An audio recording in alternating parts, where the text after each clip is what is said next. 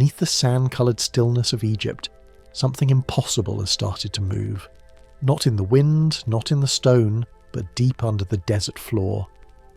In early 2025, a satellite sweep over the ancient ruins of Hawara picked up a shape that shouldn't exist. 40 metres long, perfectly symmetrical, metallic, buried beneath the same ground Herodotus once described as the Labyrinth of 1,000 chambers. The data came back clean, no glitch, no reflection, no geological fault. Just a solid, metallic return surrounded by the ghost outlines of staircases and corridors spiralling into the earth. And for a moment, science and myth stared at each other across 2,500 years, perfectly aligned.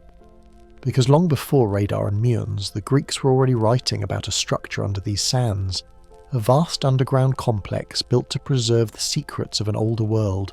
They said its walls were lined with copper and stone, that the halls echoed like thunder, and that those who entered never returned. For centuries it was dismissed as legend, but now, as new radar and muon scans peer beneath Giza and Hawara, those legends are starting to sound less like imagination, and more like an ancient blueprint. So what exactly is buried beneath Egypt? A forgotten archive, a power system, a civilization that predated even the pharaohs. And if modern technology has already seen it, why has no one gone in to explore it? Every reading, every leak, every delay in publication points toward one disturbing pattern. Someone doesn't want this story told. Because if the 40-metre object beneath Hawara is real, it would mean our entire understanding of human history, and of who built the world's first monuments, might be built on sand. But first, before we begin exploring these lost underground labyrinths, if you find yourself genuinely pulled towards stories of mystery, conspiracy and forgotten lore, please consider subscribing. And if you truly like tonight's story, a gentle press on the like button or a friendly comment sure does go a long way to keep these journeys coming. In early 2025, a synthetic aperture radar pass drags a long eye over Hawara and draws a rectangle where no rectangle should be. Data tags snap on in calm, unforgiving font. 40.2 metres. High conductivity. Unknown material. The outline stays crisp even as the angle of the satellite shifts with the orbit. Inside the control room, a hand tightens on a mug. Someone adjusts a headset, lets the cable pull taut, and leans toward the screen. Out beyond the cameras, the wind walks the dunes and leaves no mark. The return behaves like metal, not limestone, not clay. The signal refuses to blur, even when the frequency and look angle change across successive passes. Engineers check for interference from the satellite bus. They flip to a different band to see if the object fades. It does not. They run a calibration loop over a known target 100 kilometers away, and then back again to Hawara. Same scatter, same clean edges. The shape holds against time like a city block frozen under the sand. Coordinates overlay the ruin of Amenemhat III's complex. The rectangle sits directly beneath the collapsed entrance, a place that once led down through mud brick and into stone. The geometry above ground reads as Middle Kingdom. Angled walls, worn lines, the debris of a palace of the dead. The geometry below does not match. The overlay on the screen looks like two ages stacked. Rough ruin on top, sharp angles beneath. The effect makes the back of your neck cool. Someone breathes out through their nose and marks the time in the log. Elsewhere, the first notes land on private message boards where contractors speak in dry, careful terms. Dense linear object, unexpected conductivity, stable across passes.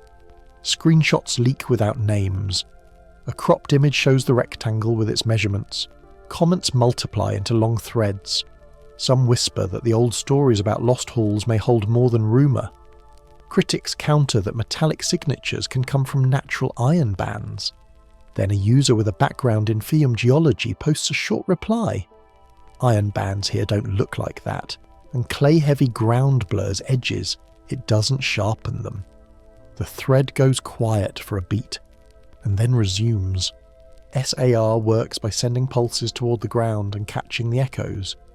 The system moves forward fast, but it stitches returns together as if the radar were one huge antenna. Each pulse has a timing pattern, and the backscatter tells you not just that something is there, but how it reflects and how deep it sits. Sand lets the signal pass. Stone absorbs and scatters in a dull way. Metal sends a strong, bright echo with sharp edges because it conducts. On the screen, brightness means reflectivity. Consistent brightness at the same depth means you're not looking at a smear of gravel, you're looking at a thing with walls. A junior analyst toggles the phase data, and the outline resolves into a hollow. The perimeter rings bright, the interior reads darker, as if empty. High conductivity on the rim, lower density within. The analyst writes a note in the margin of a printed plot and circles the corners of the shape. From those corners, thin lines faintly extend. Channels, or artifacts. The team runs a backscatter model to test both. The lines survive the correction. A senior engineer nods once and says nothing. The location matters. Hawara's surface shows a collapsed entrance and a flooded descent noted by earlier surveys. Below that, the SAR plot finds a rectangle that does not align with known Middle Kingdom plans. The match fails not by a degree or two, but by intent. It looks planned for another purpose. Some supporters suggest a sealed deposit. Others dismiss it as a misread lensing effect. The team pulls older passes from the archive and runs them through the new filter set. The same rectangle appears in weaker form, like an old bruise under newer skin. Multipass consistency is the bulwark against wishful thinking. If interference were to blame, the shape would wobble or vanish when the orbit shifts. It stays. The risk then becomes self-deception, so the group invites a separate lab to blind check the raw returns. 2-week stretch. In the quiet, a desk plant dries out. In the evening, a researcher rubs eyes and replays the pass, then rests their palm on the table to ground themselves. The second lab's report arrives. No anomaly in the instrument. The anomaly is on the ground. SAR depth depends on frequency, moisture, and the material you pass through. Dry desert works in your favour. Lower frequencies look deeper, but blur. Higher frequencies resolve edges, but they don't travel as far.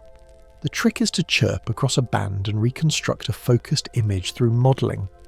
Backscatter angles tell you shape. Changes in phase tell you depth. Conductivity tells you material type, or at least what it isn't. In this case, the return lines up with a conductive perimeter at a depth consistent with sand and clay over limestone, not close to the surface, buried well. Then the dashboard changes. The public set that showed the pass over Hawara disappears from the browser view.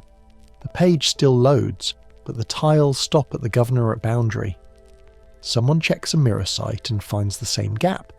An internal memo circulates about coordination with national partners. No official denial arrives. Just a pause long enough to feel like policy.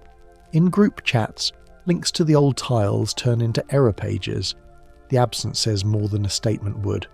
Back in the control room, a column on the screen turns red to mark restricted access.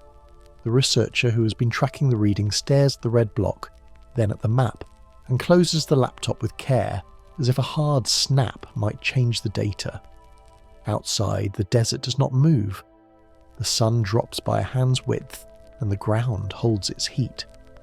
In the distance, a small convoy crawls along a road and leaves a low dust tail that settles almost as soon as it rises. If the instruments are right, something metallic and deliberate has rested under the sands for about 4 millennia. That time frame comes from the layer above, tied to the known ruin. It does not prove the object's age, only its burial context. And still, the mind wants to leap. Some accounts suggest a ceremonial deposit.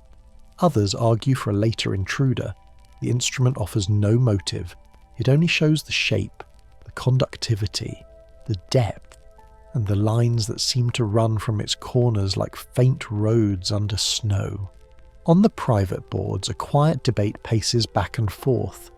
Could iron oxide form a rectangle this clean in clay-rich ground? One geophysicist points to the sharpness of the corners and the uniform brightness of the rim. Natural bodies like that rarely produce right angles at that scale, and the local geology tends to smear returns. A second voice warns against reading too much into pixels. A third links to satellite passes from different days and notes that the object's signature keeps the same brightness slope. 3 passes is luck. 6 begins to look like persistence. The story pulls you down from orbit to ground truth. Earlier, trenches around Hawara filled with water and collapsed. The top layers have suffered and slumped, but SAR sees through surface mess to deeper order when it is present. And here, the model reads order. You picture torchlight on polished metal because that's how human brains fill blanks. The data does not show torchlight. It shows brightness profiles and phase coherence. Still, your breathing slows and the rhythm of the desert feels close. The company's dashboard remains trimmed. The engineer with the headset writes a plain sentence in a personal notebook. Rectangular high conductivity anomaly, 40.2 meters length, stable across multi-pass. The ink catches on the paper fibers. The pen dot bleeds for a second and stops. A door opens down the hall, and the cool air shifts across the skin of your wrist. Outside, flies veer toward a parked truck. The day leans toward evening. On the monitor, a final composite waits, the ancient ruin above, the conductive rectangle below. 2 ages lock in a single frame. The rectangle steals the attention, but the ghost lines that trail from the corners hint at something larger. Channels, tunnels, or the wish for both. A mathematician runs a quick check on the spacing. The ratios do not match the common Middle Kingdom modules. They echo something else, but no one says what. The room stays conversational, not breathless. Late-night work has a way of enforcing calm. This is where the frame widens. The radar screen shrinks to a glowing rectangle in the dark. In its place, an ancient papyrus unfurls across the same coordinates, the brown fibre creasing as if it remembers a map. A hand steadies the edge to keep it from rolling back. The inked lines meet the modern grid with a quiet click in the mind, and the voice softens into the past. Long before satellites, another witness described this exact place. Candlelight slips along cracked papyrus, the air warm with resin and dust. A reed pen scratches, stops, scratches again. In that wavering glow, a traveller's notes take shape, not as praise for kings, but as a record of corridors and courts that pulled speech out of the throat. You can almost hear sandals on stone and a guide's low voice keeping pace with the torch. The writer is not a priest or a mason. He's a listener who likes to measure with his feet. A visitor who weighs wonders by counting steps and turning corners until the mind accepts the maze as real. He arrives in the 5th century before our era, drawn to the lake the ancients called Moris, and to a complex the locals treat with a mix of pride and guarded care. He writes of 12 great courts, 6 facing north and 6 facing south, all bound by one continuous wall. He speaks of 3,000 chambers when you add the levels together, half above, half below, so many rooms and turns that a human map felt useless without a guide. He walks the upper halls, the priests keep the lower sealed. He notes the clatter of footsteps swallowed by deep shafts, and the way the roof spreads as if the stone wants to imitate sky. The details sit with the patience of the lakeshore. Pillars cut in pale stone line the courts, their faces tight-fitted without mortar. The walls carry carved figures, not random scrawl, but sequences the writer knows are meant for record. He hears of a pyramid close by, touched by a passage below ground, the way a spine meets the ribs. He keeps counting. He lays out the plan by orientation and notes the relationship to the river's old path. The structure favours the Nile like a lodestone favours north. Even his language suggests calibration rather than awe, as if each turn were a measurement and every corridor an axis. Generations later, other voices repeat the mood and the scheme. A geographer describes a great palace made from many palaces, are complex with courts that run one into another without break. A Roman compiler records that the Cretan maze so loved by poets was 100th part of the Egyptian one. In his list he reaches for sturdy materials, white stone for columns, dense granite for the mass, even a sense that water, time and sun could not easily pry the parts apart. These accounts echo each other across centuries as if the place refused to vanish from memory, even as its roof sank and its courts filled with silt. It helps to slow down and walk with the first visitor again. He moves past bronze fittings that hold a door fast, the metal dull in the torchlight. He passes walls that show figures in steady sequences, not wild scenes, but careful rules. He asks to see the lower halls and meets the same answer. Not today. Not without priests. They tell him the underground records hold of the first time, a phrase that feels like a key and a warning. He writes it as he hears it, with a plain hand. On his way out he notes the pyramid at the corner and the way a hidden passage reaches toward it, as if the complex and the mound were one body. Centuries roll. By the 19th century the lake has pulled back and the water table plays tricks. A thin Englishman with an iron will cuts trenches in the hot season and watches them fill with rising water as if the ground is breathing from below. His notes say he found foundations broad enough to hold courts, the stone quarried down to stubs, the plan battered but traceable, and still those trenches collapse. Italian teams return with pumps and hope. Flooding halts their work before it can bite deep. In the end, papers declare that the labyrinth was stripped, that nothing but ghost lines remain. And yet, in their maps, grids hint at more. The priest's phrasing returns like a tide. Of the first time. The term appears in Egyptian lore as Zep Tepi, the beginning when gods ruled and order was set, a memory of origins told through story and rite. The visitor's record shows that the lower halls were said to keep those archives, not above in papyrus halls, but below in stone. It is not proof of anything beyond belief. It is the mood of a people choosing rock when reed and ink would burn. It sits in the same category as a lock that hints that a key exists. Modern scans, we're told, sweep the same coordinates south of the old lake margin. They read changes in the ground as colour and contrast. The plan that emerges is not a single broken mass, but an array. Long corridors take 90-degree turns. Voids appear like rooms folded in 2 layers. A rectangle suggests courts that share walls. Supporters suggest the layout follows the Nile's tilt and replicates the old reports in scale, number and flow. Critics counter that humans see patterns where they want to see them. Yet the proportions keep recurring with a steady stubbornness. Even the dressings described by the old accounts, polished stone and metal cladding, find their echo in data that calls out surfaces that bounce a signal like glass or bronze rather than chalky limestone. It is not enough to name a thing. It is enough to slow down a skeptic and make them check the setup. The match grows strongest at the larger scale.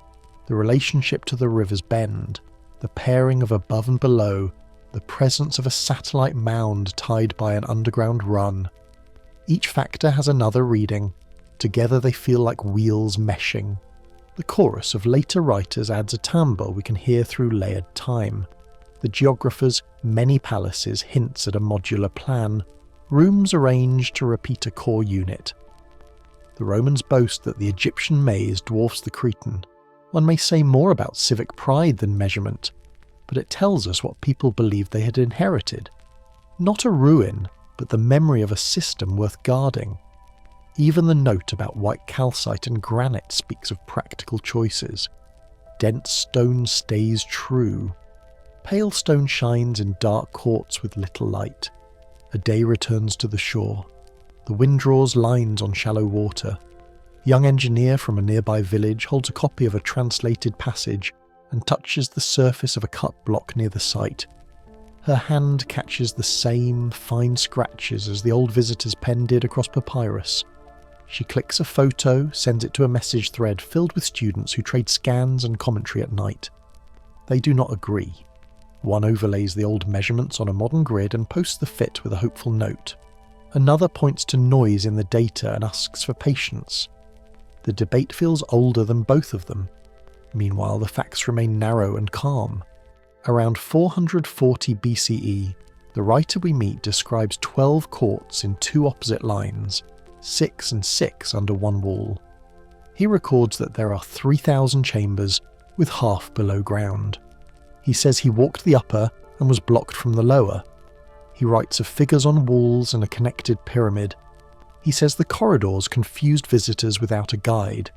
He offers a set of coordinates in words: north, south, river, corner, passage. He embeds scale where poetry might have sat. His restraint is useful because it leaves room for measurements to meet later readings. People who cut trenches under the modern name of science had bad luck with water. The ground at Hawara swelled and sank with the canal and rainfall patterns, and the water table rose without warning. Trenches fell in, supports hissed, pumps failed. Reports say foundations, not halls. They say cut blocks, not walls still standing.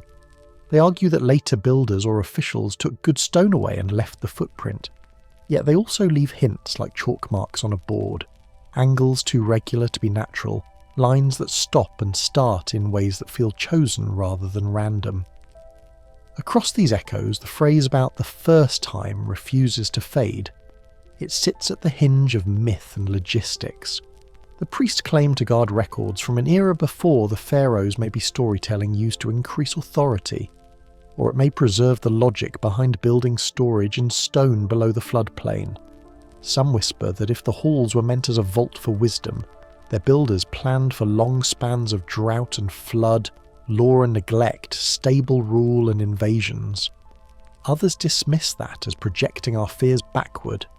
The phrase holds its grip regardless. When modern overlays place the old words across current scans, the match can feel mechanical. Courts align with rectangles in the data. Corridors thread where the grids thicken. Even the corner pyramid with a passage beneath has a partner in the scans that show a linear run under the mound. Supporters suggest that this is exactly what we would expect if memory held true across generations that saw the upper works degraded while the lower stayed sealed. Critics counter that selection bias drives overlay zeal, that we favour the angles that fit and ignore the ones that don't. There is a sound in this section of the story that matters. The faint click of a measurement tape retracting. The soft squeal of a bronze hinge that passed through minds into text, and then back into speculation. The old writer's words fade as a more modern pulse takes over. The electronic chirp of ground-penetrating radar stepping across a grid. The continuity sits not in the equipment, but in the habit. Walk, measure, record. Walk again when the ground dries. If it never dries, teach the next walker what to look for. The question that follows does not hammer, it leans in. If a visitor could walk an upper tier and be turned away from the lower in the 5th century BCE, who planned that division and why did it matter to keep half unseen? If later writers could still call the place equal to the pyramids in scale and weight, what did their sources see that made that claim feel safe to print? If trenches collapsed and pumps failed at the edge of a grid that data now suggests lies deeper, what sits down there that water is protected better than walls above? A night breeze runs along the lake margin and lifts grit from a broken block. A local guard sips from a tin cup and watches a graduate student draw a quick plan in the dust with a stick. 12 courts, a wall, a pyramid at the corner, an underground run. He doesn't interfere. He has watched many plans drawn and blown smooth again by the morning. The student nods, stands, and takes a photo. The guard glances at the sketch and says, almost to himself, that the ground keeps what it wants. Then he folds his arms and listens for the distant hum of a generator cooling.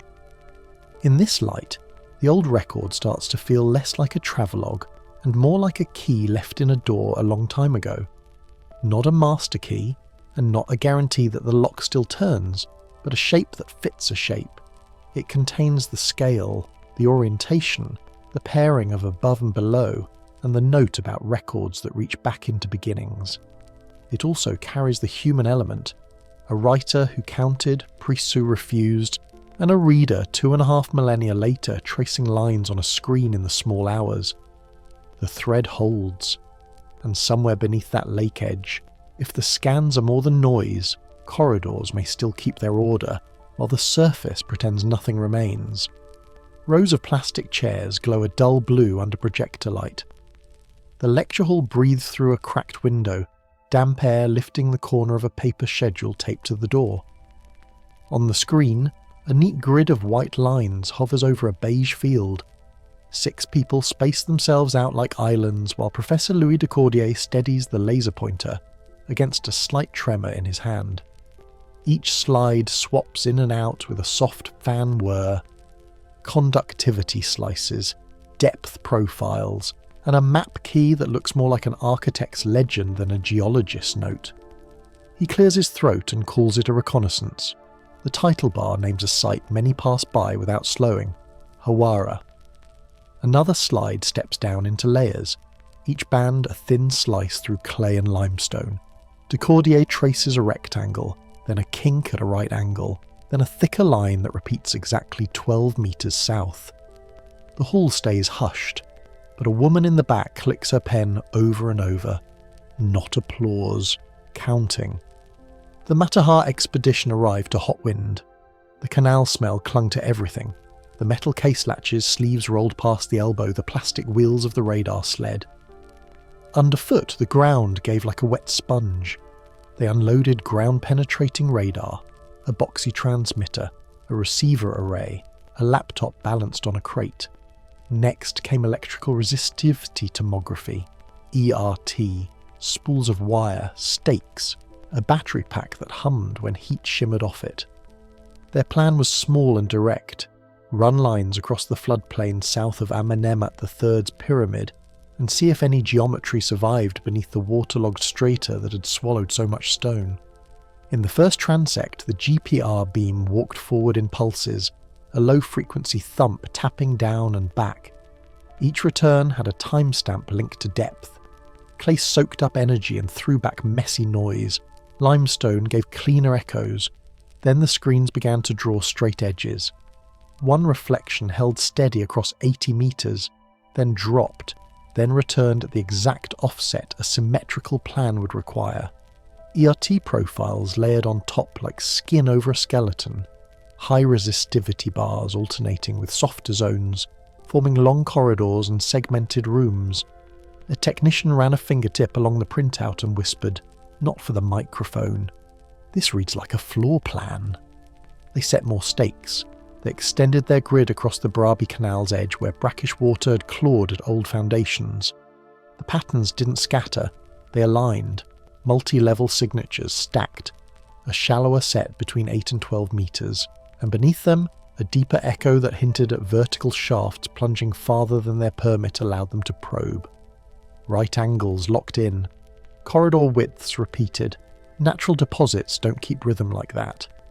A local assistant shaded the laptop with a clipboard and looked from the blue curve on screen to the baked earth, trying to square the neatness below with the mess above. Day 3, the datasheets read like drafting pages. Each section had annotated nodes, probable wall, void, interface, but the shapes needed no help. The team began naming corridors by letters and fixing them to a coordinate system so clean you could string a plumb line through it. A visiting hydrologist, there to model the swelling water table, paused at an L-shaped feature crossing beneath the canal and said the quiet part. If this is man-made, it was engineered to work with water, not fight it. He folded the corner of the sheet and slid it back without comment. Emails went out to Cairo with images and a cautious first pass. Approval chatter came back quickly, promising, send more. Consider a joint press note about groundwater risk. The mood lifted. They booked a small conference room for a preliminary talk. Then, in one night, messages thinned into nothing. No revocation, no green light, just unread threads. One field lead woke to an expired permit notice stamped with yesterday's date. Decordier stared at a directory tree on his laptop as folders flickered. First available, then restricted, then missing. Not a crash. A removal. At the site, Egyptian assistants started closing cases before anyone asked. Their movements polite, practiced.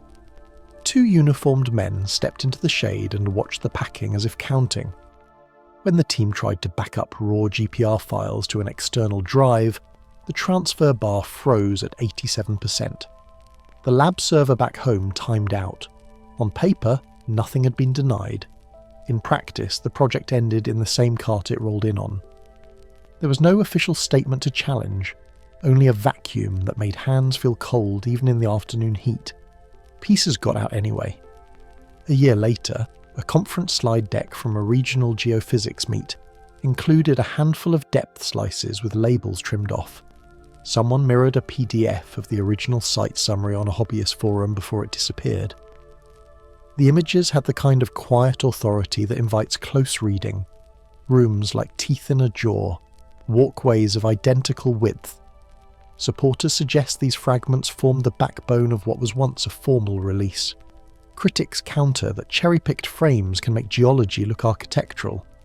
The debate lived on threads and in midnight downloads of cached pages. A small Polish-Egyptian team attempted a limited follow-up in 2010. Their equipment wasn't top tier, but their transects crossed some of the same squares. Their graphs showed void-like shadows where solid ground should have answered. They filed for more time and were told their documentation was incomplete. That was the end of it for them, and almost the end of careers. Word circulated of strained apartments and closed doors. No journal welcomed a paper that had no official standing at a site under heightened control. Back in Belgium, the lecture repeated for an even smaller group. Decordier kept his voice low to match the room. He explained how GPR pulses travel and how ERT measures resistivity. He showed how engineered symmetry reveals itself through consistent widths, repeating angles, and sudden interfaces that cannot be explained by layered flood deposits alone. He avoided names and traded stories for mechanics. A student took notes in a tiny, neat hand and underlined one line. The instruments see patterns even when people look away. At Hawara, groundwater rose and fell with seasons and canals. The pit near the pyramid filled with saline water that left a crust on everything it touched. You could taste the metal tang in the air. Locals said the waterline was higher than when their grandparents worked fields nearby. Proposed drainage plans existed on paper. Pumps, channels, baffles. Nothing changed on the ground. The flooded levels, if the scans were right, now pressed like a closed fist against the first story of an engineered complex that the textbooks never had to account for. The bureaucracy worked as a second desert. A researcher needed a signature from an office that asked for a stamp from another, that asked for a partner from a third. Each step a chance for files to be in process until interest cooled. Credentials were not denied outright. They were questioned, refiled, held for review. When conversation steered toward continuity between ancient accounts and modern subsurface geometry, the meeting ended early. Voices stayed smooth, doors stayed shut, years turned. The lab site that once hosted a summary went dark. Wayback Archives became reading rooms for those who knew the URL by heart. An archaeologist in Lisbon layered an old ERT slice over a satellite photo and posted it at midnight, then took it down in the morning. A hydrologist in Aswan said quietly that the groundwater models only made sense if something with straight lines channeled flow under the old fields. The act of saying it seemed to exhaust him. Locals kept watch in their way. A guard leaned under a shade cloth and ran prayer beads slowly while a breeze lifted dust from a chained gate. A young assistant who had helped hammer ERT stakes now drove by on his way to a job in town. He still knew where the grid corners sat under the scrub, even if he could do nothing to test them again. On some afternoons, the heat lifted just enough to carry a faint chorus of frogs across the canal. The site answered with a faint chirr of insects and the soft clink of a loose chain against a post. 17 years after that first quiet lecture, The pit is more pond than trench. The water reflects a pale sky and the blunt outline of a damaged pyramid. No one lowers instruments here anymore, not officially. But data has a long memory. The original files, those that survived, still trace corridors with disciplined spacing and give away the signature of vertical shafts that drop out of the model like elevator paths. A few of the team keep printouts rolled behind bookshelves. They say little, they wait. Some whisper that what the machines drew at Hawara remains the most complete map of an unentered structure anywhere in the Nile basin. Others dismiss it as wishful patterning layered onto noise. Between those poles sits a paper labyrinth of permit forms, emails and unsigned memos. The architecture beneath the sand may be drowned for now, but the architecture of delay sits perfectly dry. And somewhere in that paper maze a key turns without a sound, hinting that the underground grid could still flicker back onto a screen when the right hands find the right door. You're under the Great Pyramid, not in a tunnel, but in the stone itself, as if your eyes could ride the path of particles. A steady drift of cosmic muons falls through the limestone like slow snow you can't see, only count. The air is cooler down here. You feel the weight of 2.5 million blocks above and the faint tick of instruments somewhere in the dark. A graduate student wipes a lens with a sleeve, then steadies detector panel with one palm as a light flickers green, then holds. No footsteps. Just numbers arriving like rain. Muon tomography sounds like science fiction until you see how it works. Earth is showered by muons, small cousins of electrons created when cosmic rays hit the atmosphere. They don't care about our walls. They pass through stone, and by counting how many make it to a sensor, you can map density. More stone means fewer muons. Less stone means more. Volcanoes, collapsed reactor cores, even cargo containers get scanned this way. Then the world's most measured monument stands still for years and lets the same method whisper what it's still hiding. In 2017, a team from Nagoya University joined the Scan Pyramids effort and aimed multiple systems at the Great Pyramid. The basic expectation was comfortingly dull: confirm what floor plans already showed. Instead, the charts bloomed with a bright band above the Grand Gallery, 30 metres at least, a space where none should be. They checked for noise, for angle bias, for detector drift.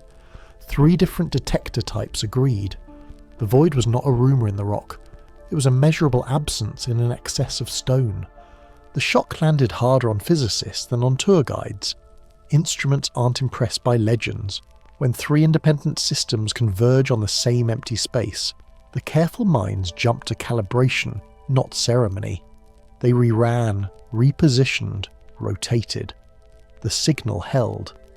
Public responses softened the edges with phrases like unknown purpose, and in some remarks, probably natural. Quiet words, placed like sandbags against a rising current. Yet this is a structure assembled block by block. Natural spaces do not form themselves in a man-made mountain without someone leaving them there. Hold the shape in your head. Imagine a ghostly room hanging above a steep, precise hallway, locked inside stone that was stacked with human hands. Muons don't tell you what sits inside. They only say, here the rock is less dense. It could be air, it could be rubble, it could be arranged stone, metal, or a composite unknown to us. The detectors do not judge. They only count the missing mass and draw its outline in patient dots.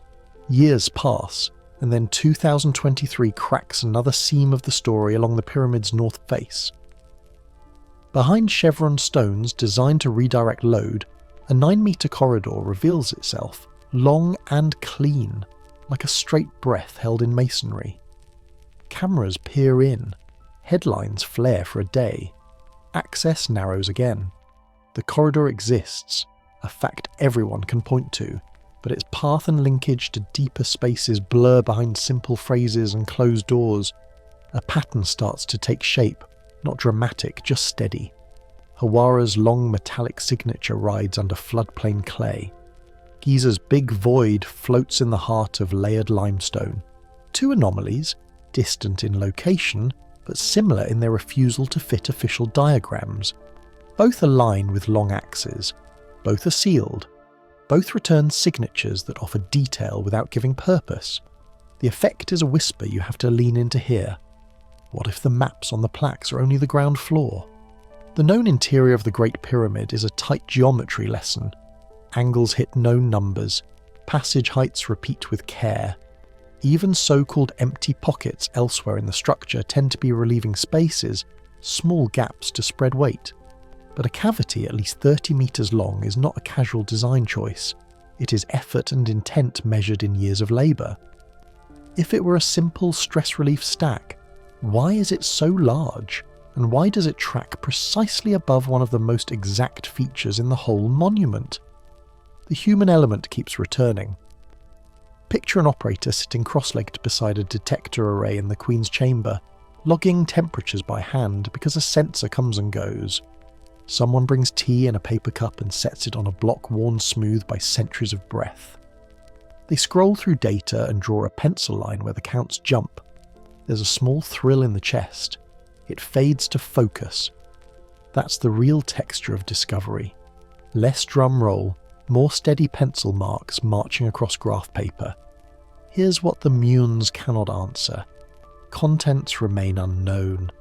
We don't know if the void connects to the small cavity behind the chevrons or to older shafts. We don't know its floor shape, only its length. We don't know if it holds air under pressure, collapsed debris, or careful architecture designed for resonance, ritual, or engineering. Supporters suggest the placement could indicate a functional corridor, erased from later plans, or a chamber tuned to vibrate with specific frequencies. Critics counter that loaders and relieving spaces might explain the volume, scaled up to distribute the load of the core. The data sits between those positions, stubborn and calm. It's not hard to see why this discovery unsettles tidy narratives. If the most measured monument on Earth still hides a room, the length of a city bus times 2, then fully mapped, means something softer than we assumed. And if you accept one such space, you begin to ask about others. Where would they run? Down into the bedrock chambers? Out under the plateau? Across to companion pyramids? The camera in your mind tilts and slides through stone. Tunnels etch themselves under your feet like faint chalk lines. There's a quiet echo here of other deep scans on other continents. In the Andes, surveys under Cusco keep finding straight voids where solid bedrock should be.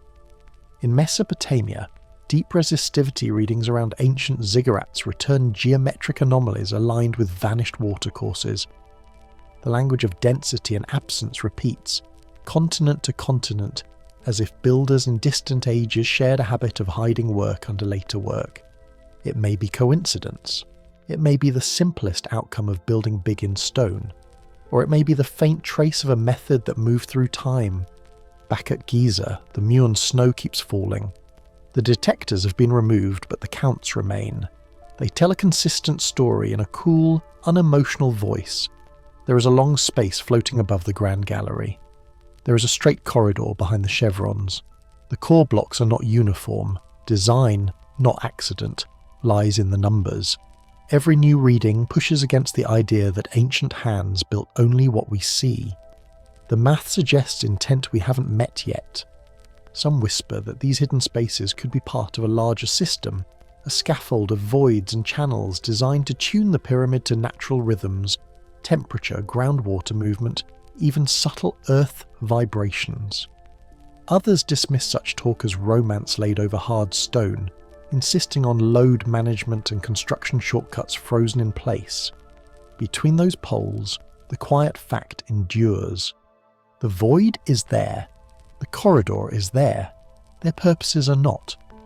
The camera angle tilts down through the Grand Gallery's stone ribs and into the rough-hewn subterranean chamber, the one that looks unfinished, hacked from bedrock and left raw. Voices dampen. Drips count seconds. If this was the first cut, then what sits above it belongs to a later plan, layered across time like edits on parchment. The mind draws lines from that pit southward, under the plateau, under village lanes, toward other mounds of stone rising out of the desert. In this light, Giza reads less like a single monument and more like a node. Hawara to the south brings a different puzzle. The long reflective mass under collapsed stone, the hints of corridors branching outward. The two sites are not twins, but their anomalies echo. Long shapes, sealed paths, data that appears and then gets filed under euphemism.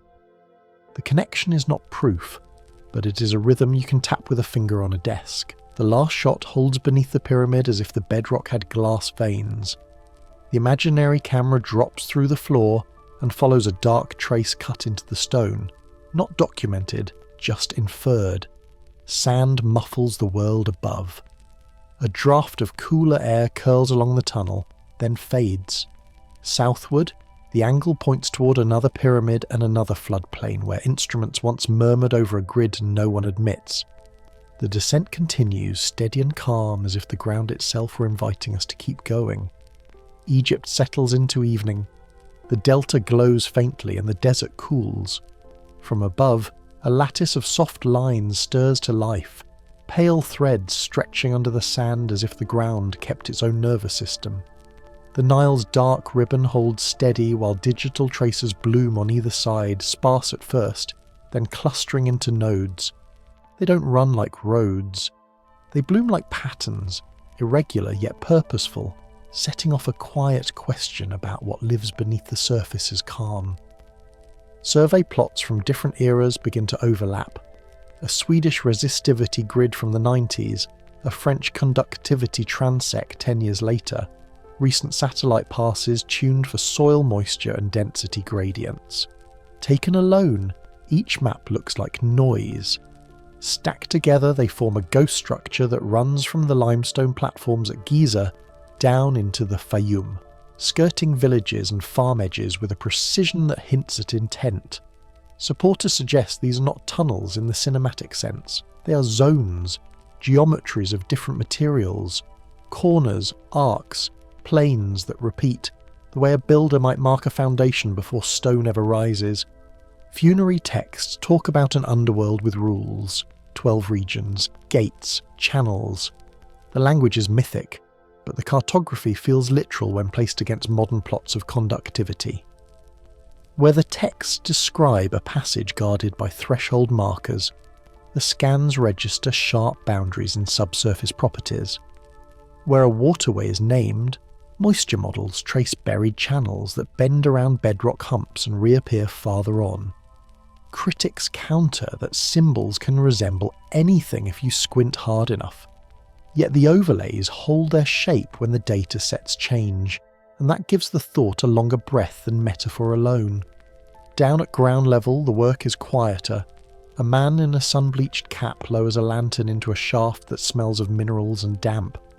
The flame pulses once when the bucket taps a puddle below, ripples stitching light onto the stone throat. Somewhere deeper, a low tone rides the air as if the staircase itself hums. Engineers have measured a strong frequency in a chamber at Giza, and even 110 cycles per second, one of those notes that vibrates bone as much as ear. Some whisper that shafts were tuned by design, that water and stone made a slow instrument meant to carry signals out of sight. Practical minds trace it back to sighting. Pyramids, mastabas and causeways weren't placed at random. Each stands on bedrock with particular properties near perched groundwater, where seasonal levels can be predicted and the ground stays cool. That kind of placement stabilises huge weights and keeps galleries dry. It also makes a natural framework for underground works that lean on water as a resource. Channels cut through stone at a consistent slope behave like pipes. Cavities placed above the waterline can generate airflow as day-night temperatures shift. None of that requires magic. It requires surveyors who watch the land and compiled rules over generations. The view zooms outward and the desert slips away. Another plateau appears, a volcanic plain pocked with shafts and rooms that dive 20 levels deep. The air down there tastes metallic even today. Far to the west, a monumental avenue flanked by temples ends in a pyramid with tunnels where liquid metal once pooled in the dark. Across the Mediterranean, A chamber carved into limestone echoes on a narrow band, a design feature that seems intentional. These are not clones. Their stones, rituals and languages differ, and yet the motion of going downward with a plan repeats with unnerving loyalty. Some field notes note ratios that keep showing up, a corridor twice as wide as the module used in a nearby shaft, an angle that matches the comfortable descent of loaded workers, and also the flow profile of slow water. A pattern of bends that kill wind and focus sound.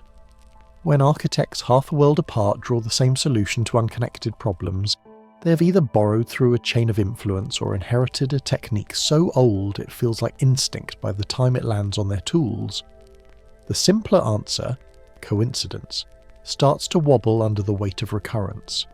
Numbers begin to collect along the margins, 12 for regions or courts, 72 for cycles noted in star lore and echoed in count sequences cut into stairs, 144 as a scaling value that sizes halls in a way that keeps proportions friendly to human breath and voice. Others dismiss this as pattern hunting. Yet builders use numbers to control space because numbers travel better than craft secrets do.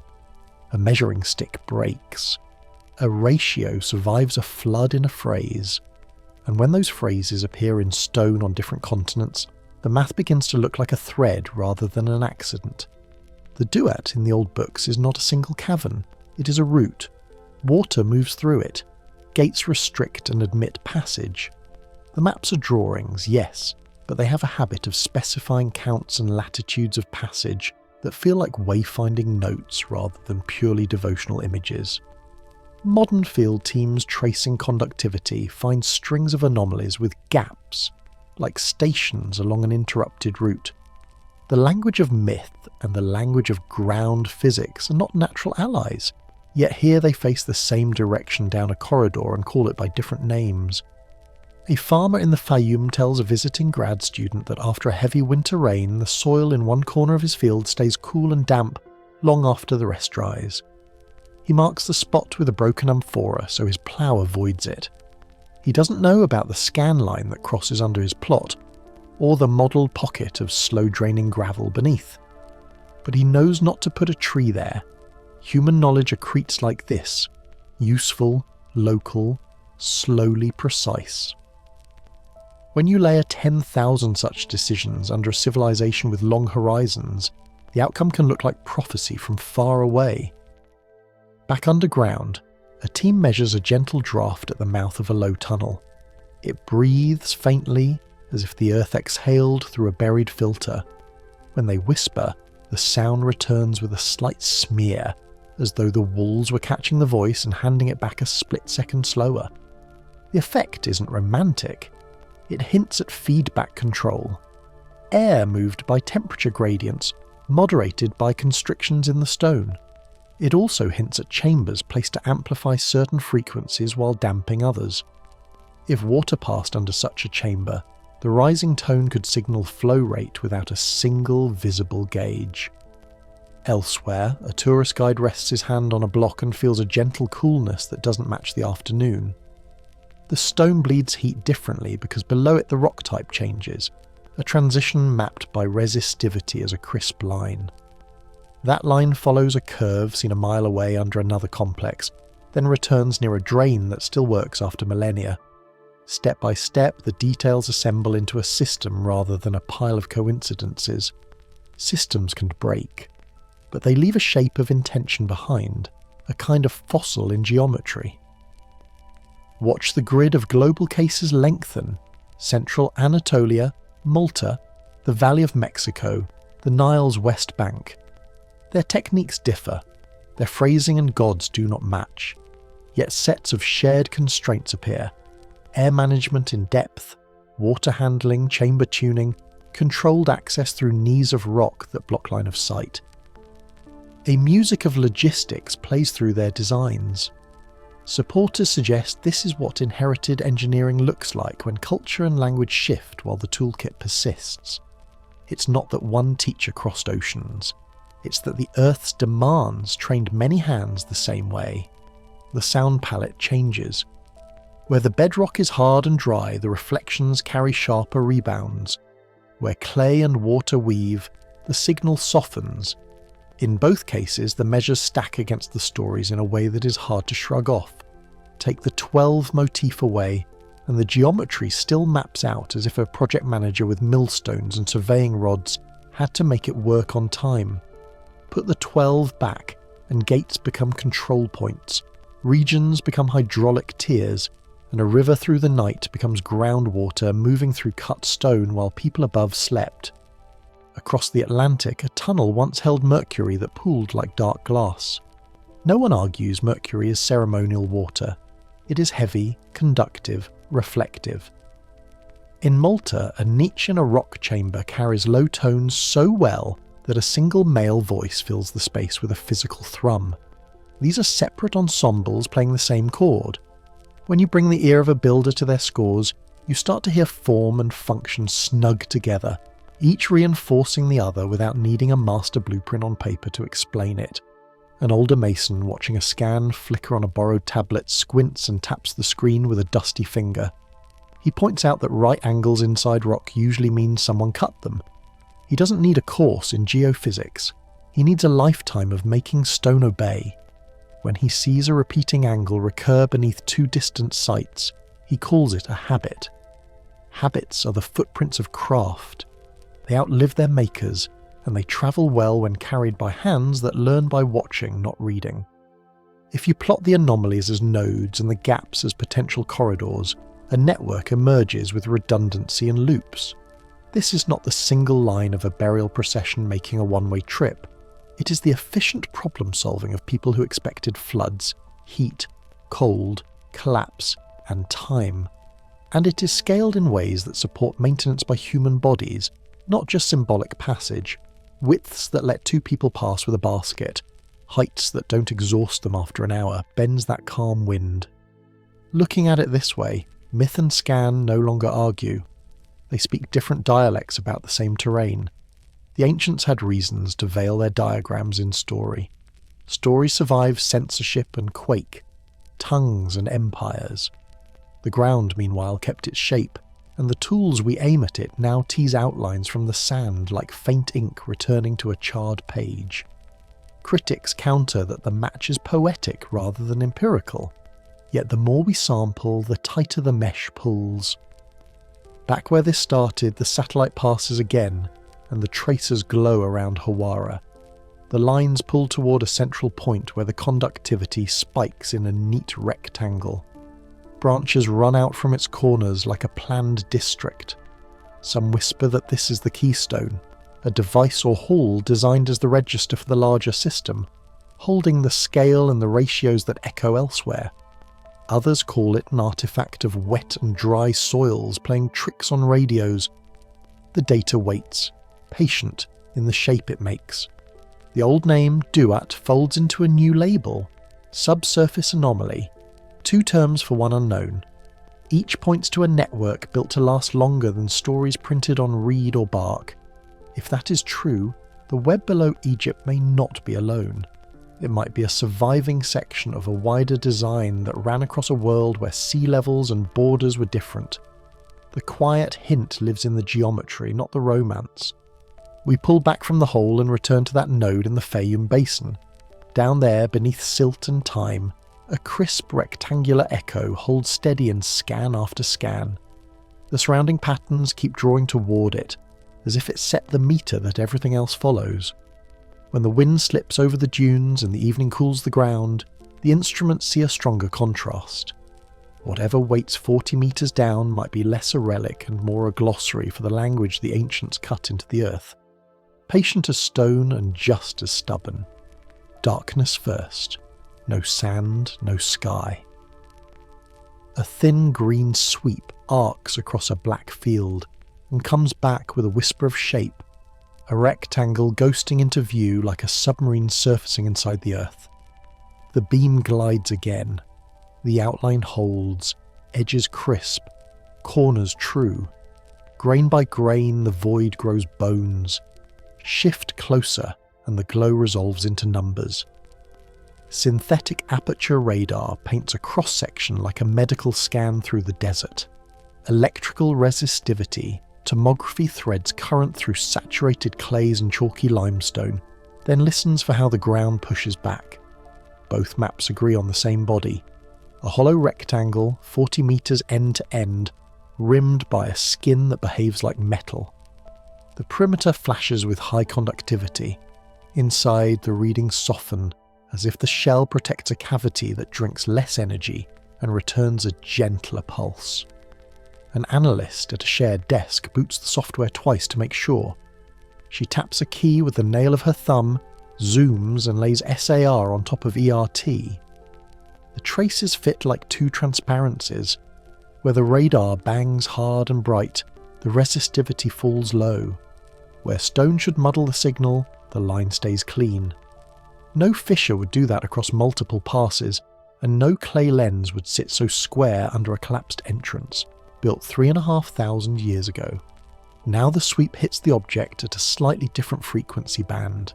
Secondary signatures shiver from the long sides and roll back in timed steps, as if the rectangle has layers. You hear it as a faint beat between returns. Engineers call it harmonic interference. A structure with internal spaces can trap the wave, then release it in echoes that add or cancel depending on the tone. A young tech adjusts the gain, and the heartbeat changes. He leans in, breath held, then writes a note in the margin. Chamber. Supporters suggest the thing behaves like an instrument buried in sediment. Its geometry takes in energy and gives some back only when you ask the right question. Critics counter with simpler ideas.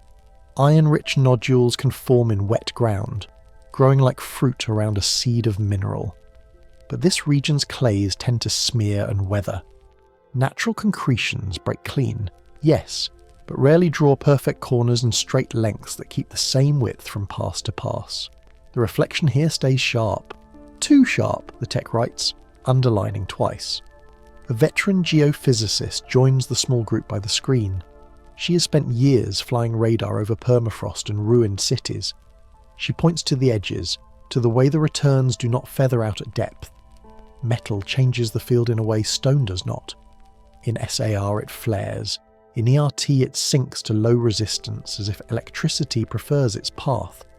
The rectangle acts like a ring, hollow in the middle, dense at the rim. She doesn't say ship. She doesn't say barge.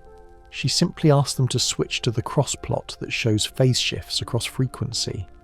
The graph looks like a leaf with veins that align with the object's long sides. Ancient texts speak of boats guiding souls through the night, oars moving over black water.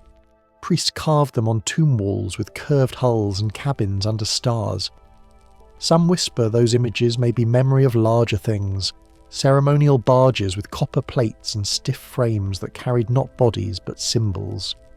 If so, a metal shell sealed in airless silt could survive a very long time. Others dismiss that as romance laid over data. They point out that large pure metal constructions are scarce in Egyptian finds, especially at scale. The Osiris shaft offers a sober anchor. Bedrock steps drop to flooded chambers. In the lowermost room a granite sarcophagus waits, corners tight after millennia underwater. Granite is not metal, but the place proves deep-cut work, water control and sealed space were within reach. Near Saqqara, small metallic artifacts turn up with machining-like striations that still fuel debate. Tool marks alone do not build a 40-metre shell, yet they show hands that knew metals far beyond trinkets and knives. The analyst scrolls the scan outward. From each corner of the rectangle, thin linear returns stretch away like tracks left by something that once moved but now sits still. They keep alignment with cardinal axes, then fade under noisy zones where the ground goes wet. ERT picks up the same lines as channels of slightly different resistance, as if fill or brick or pipe sits there. No single line convinces. Together they sketch a hub with spokes. If the central piece is a vessel, the lines read like docks or conduits. If it's a machine, they look like feeds. One more pass, this time with a tighter filter. The interior goes darker, meaning less dense or more open, not empty. just lighter. Along one long side, a spot flares and dies at regular intervals. The pattern repeats when the frequency ticks up to a narrow band. Acoustic techs have seen similar jitter in caves that sing when you hit them with right tones. The math says a cavity can resonate at set notes. The ears say you can feel it in your ribs. Here, the sensors feel it in the returning wave. If a chamber rings beneath the sand, it has shape, stiffness, and purpose beyond raw storage. Mainstream proposals return to geology. Iron oxide veins can trace faults. Hard pans can lay out long bodies in flood plains. But natural bodies don't love rectangles. They don't spawn parallel lines at 90-degree exits, and they don't keep form across multi-angle passes when satellites come from different tracks and the ground sits under different moisture loads. In this clay-heavy district, reflectors blur unless the edge is real. In a quiet message thread, someone posts a cropped image and calls the signature freestanding. Another writes that the material reads metallic, not stone or wood. The words spark heat far beyond the small group who first saw them, and the thread vanishes behind login walls by morning. The maps keep breathing though. Someone always saves a copy. Someone prints a frame and pins it with a thumbtack by the kettle. There's a practical note nobody wants to ignore. The water table here rose after the dams went in, and the Hawara ground drinks it. Salt crystals bloom in the old masonry. If a metal shell sits down there, the chemistry around it has shifted for decades. An airless pocket would slow decay. A leak would bite hard.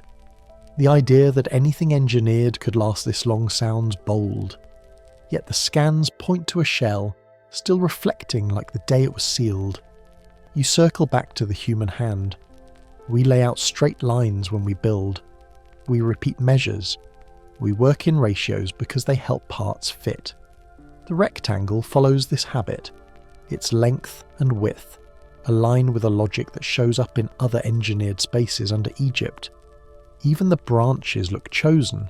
They break away at corners, not mid-sides. They aim toward known features above ground, as if the thing below respects the plan above. One more echo lands. In the analysis tray lies a small relic from another site. A sliver of metal with parallel grooves so even you can run a fingernail along them and hear a faint zip. It is not proof of any ship. It is just a tactile reminder that straight lines do not grow. Someone makes them, often more than once. Within days, the public dashboard that hosted the raw SAR tiles flips a status flag. The layer goes grey. The data still exists, but now you need a login you don't have, a clearance you won't get, and a reason you can't state. Another mirror pops up in a forum halfway across the world and stays alive for a weekend. Then new gaps appear, and the tiles blur where the rectangle lives. It's small, not even neat. But the edit is there if you know where to look. On the ground, a fieldworker near Hawara watches trucks idle by the outer fence longer than usual. He writes the license numbers in the back of a notebook and draws a quick box and 4 short lines at the edge. It helps to hold the shape in mind. It helps to feel the weight of it in your palm even though you've never seen it. The green sweep returns to black and the outline fades. The aftering stays in your ear. If the object is real, the device that found it has already told its story. The question drifts upward now. Not what sits below, but who decides what gets shown, and when the next sweep will have to blink away mid-pass. The screen splits down the middle. On the left, rotating 3D models glow in cool blues and greens, layers of subsurface scans peeling back like onion skin. On the right, a podium, a neat row of flags, and a calm voice promising that everything is under control. 2 realities spin side by side without touching, like gears set to different clocks. A young analyst in Rome scrolls with the edge of a fingernail and watches conductive bands brighten beneath Hawara. Meanwhile, a spokesman in Cairo says there is nothing to announce. The room tone hums, the cursor waits, the microphones blink. You can feel the gap widen in the space between a mouse click and a rehearsed smile. Archaeology in Egypt runs through a single corridor of authority. Every trench, lens cap and soil bag asks permission from the Supreme Council of Antiquities.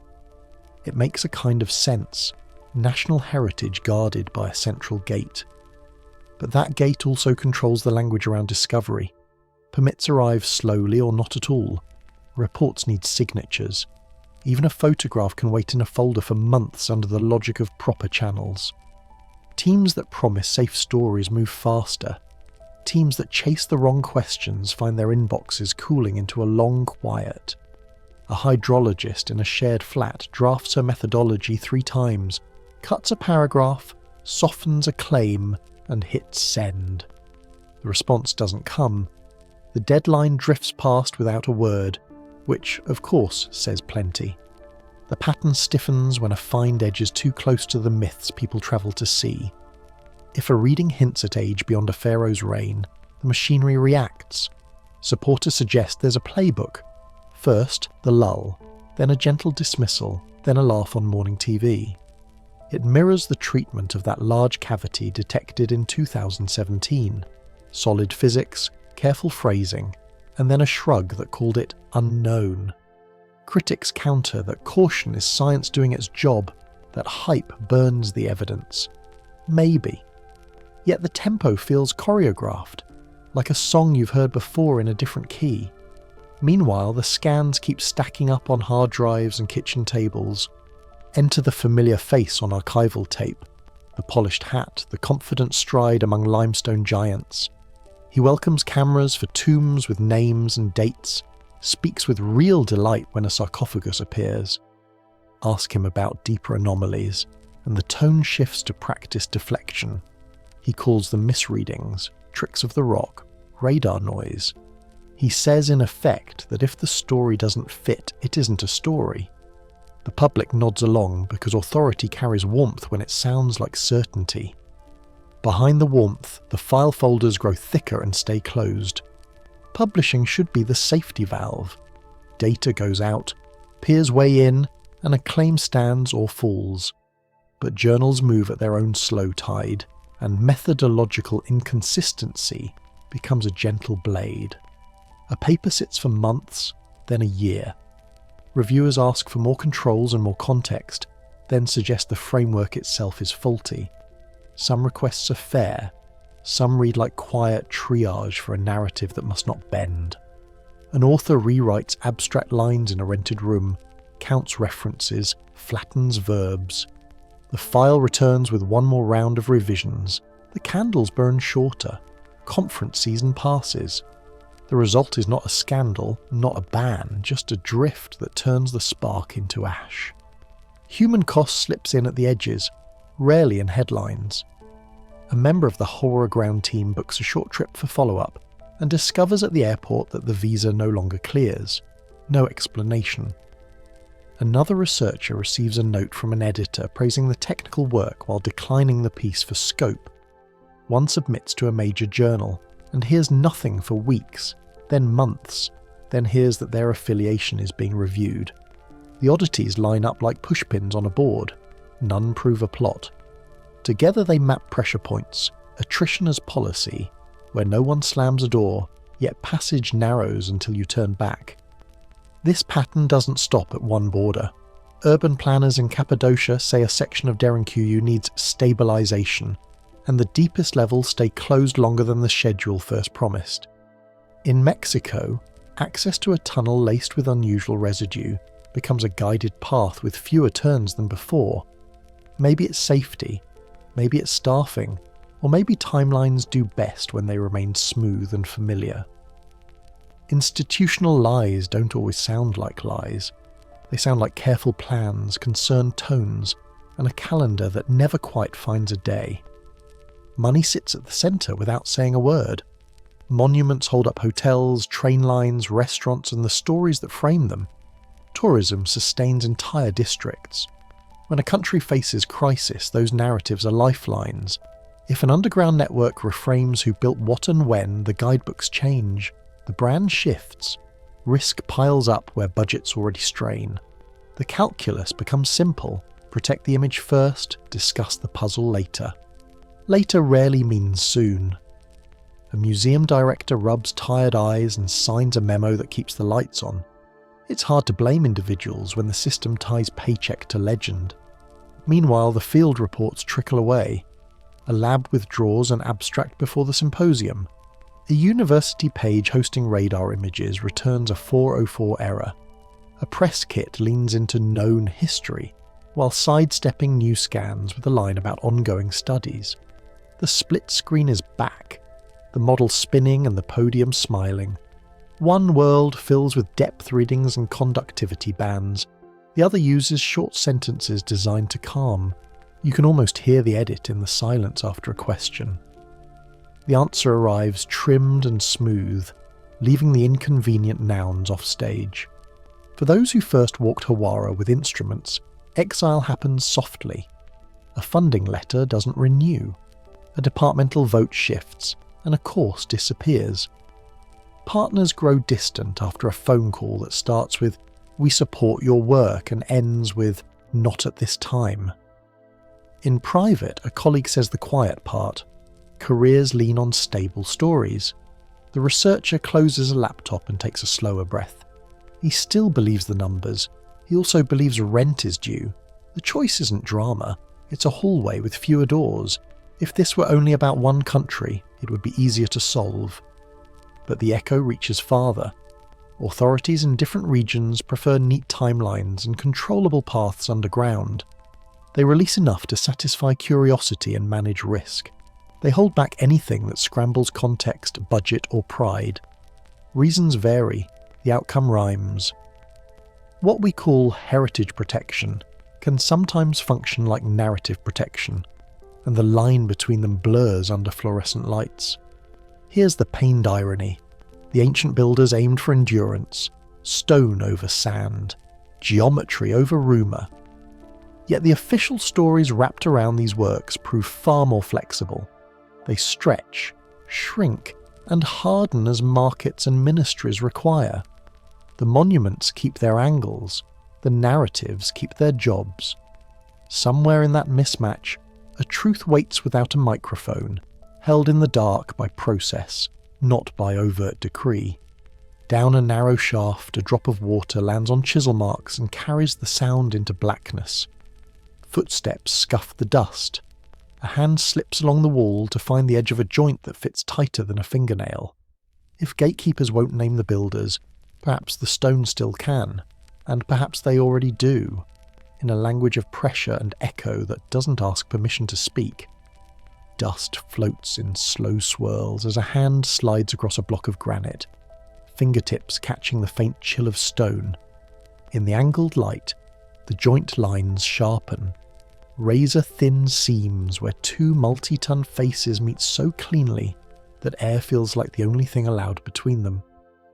A worker in a linen cap tests the edge with a thin strip of spring steel, nudging gently, waiting for a snag that never arrives. The strip bends, then slips back out without a mark. He exhales through his nose. The room sounds like fabric moving and nothing else. Each seam turns into a small mystery. Not one grand riddle, but a row of quiet questions pressed into rock. This is the precision paradox. Textbook diagrams credit copper chisels, dolerite pounding stones, rope, and sand. Yet granite resists copper like winter glass resists fingernails.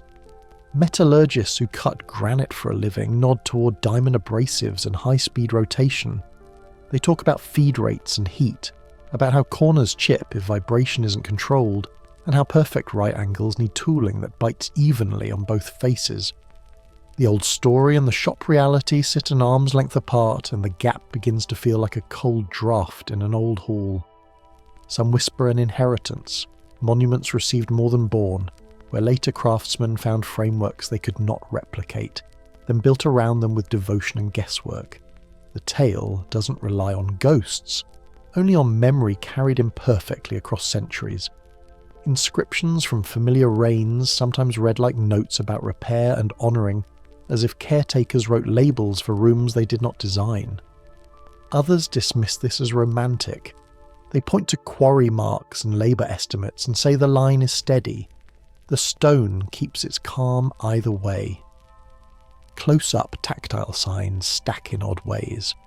On a fallen granite lintel, A round hole shows spiral scoring that winds in even spacing, as if a tool rotated with constant pressure.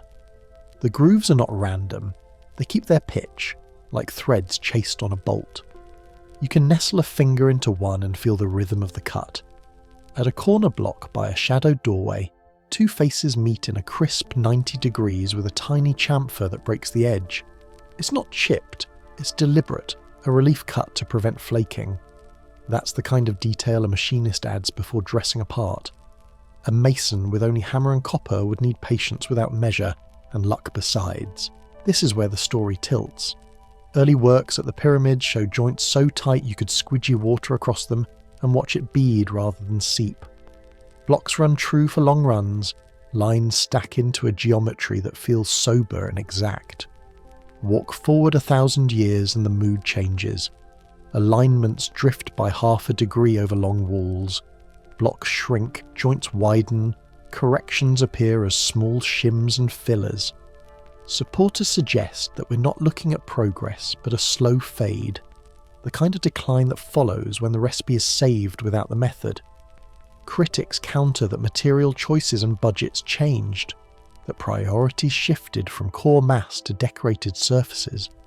Both readings can sit in the same frame, but the eye keeps returning to the earlier stonework, the kind that leaves no room for error. Beyond Egypt, another echo. In the thin air above Cusco, Sacsayhuaman's walls lock together in interlaced polygons with edges that ripple like frozen waves. The faces breathe with the mountain and shrug off earthquakes. Far north of Damascus, Baalbek's platform holds blocks the length of buses, seated so firmly that the joints vanish when the sun is overhead. Off Japan's coast, Yonaguni's drowned steps and terraces run in precise horizontals, a geometry that the sea has scoured yet not erased. These places do not share language or empire, they share a habit of accuracy at impossible scale. A small scene plays out in the mind, call it 2500 BCE. The air smells like wet clay and crushed reeds. A team from a rising court breaks through sand and finds a floor of black basalt cut so flat their sandals slap and stick. Toolkits laid out on mats look childish against that sheen. Overseers kneel, press a palm, and glance at each other with a worry that reads like awe. No one wants to claim it and be wrong.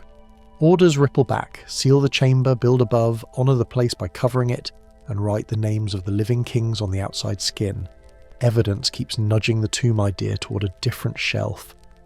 Under certain complexes, channels, bored through stone, run in level that surveyors today still admire. Their cuts run across fractures without losing grade.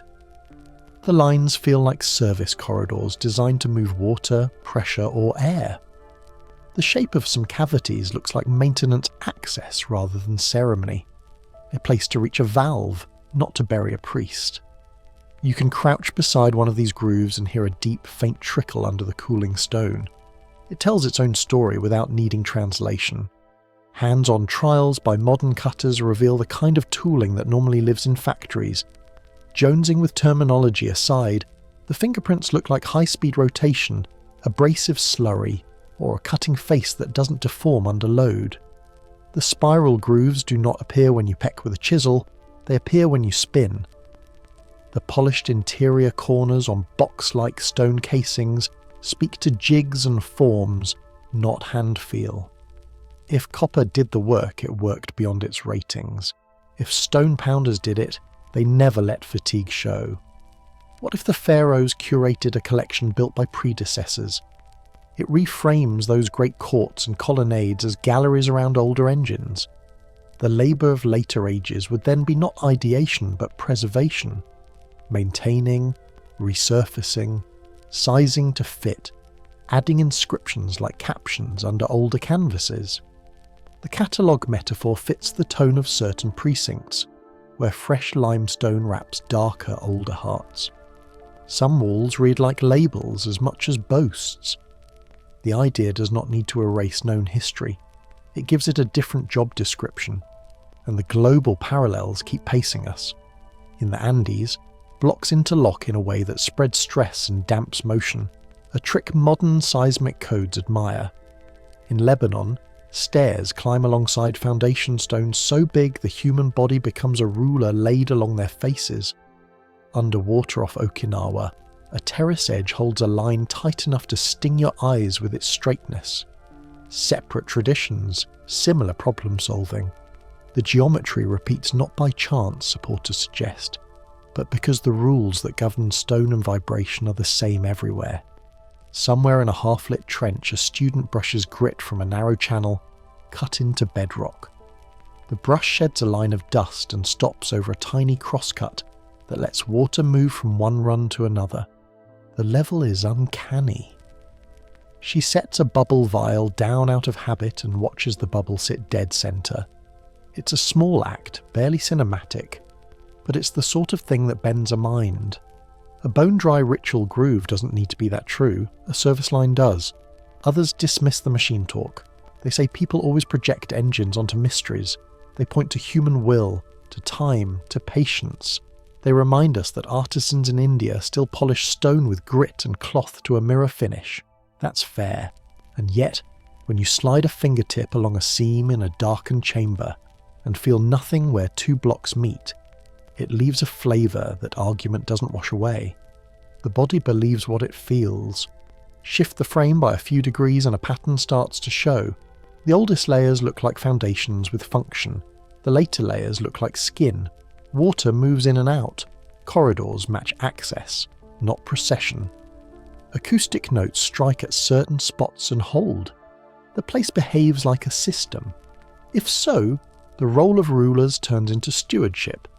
Archivists and crowns, not inventors and gold. The vanity is still there. Names, cartouches, stories. But the deeper pride might be in keeping the machinery of memory intact. In that light, archaeology's long walk through Egypt reads like a cataloguing effort. Site plans, elevations, drain lines, shaft maps. It's the work a museum does when it inherits a building with power still humming in the walls. The tags change over time as the stones remain steady. Perhaps that's why certain corridors still produce a soft tone when a footfall lands just so. The old design responds to pressure like an instrument, reminding anyone who listens that function once led form. A bead of water drops from a ceiling crack into a slender stone channel and rings out, a small sound that travels farther than it should. The ripple runs along a groove, turns a corner, and disappears into a slit that looks too neat to be accidental. The air cools by a degree. For a second, the labyrinth feels less like a memory and more like a grid still waiting for a switch.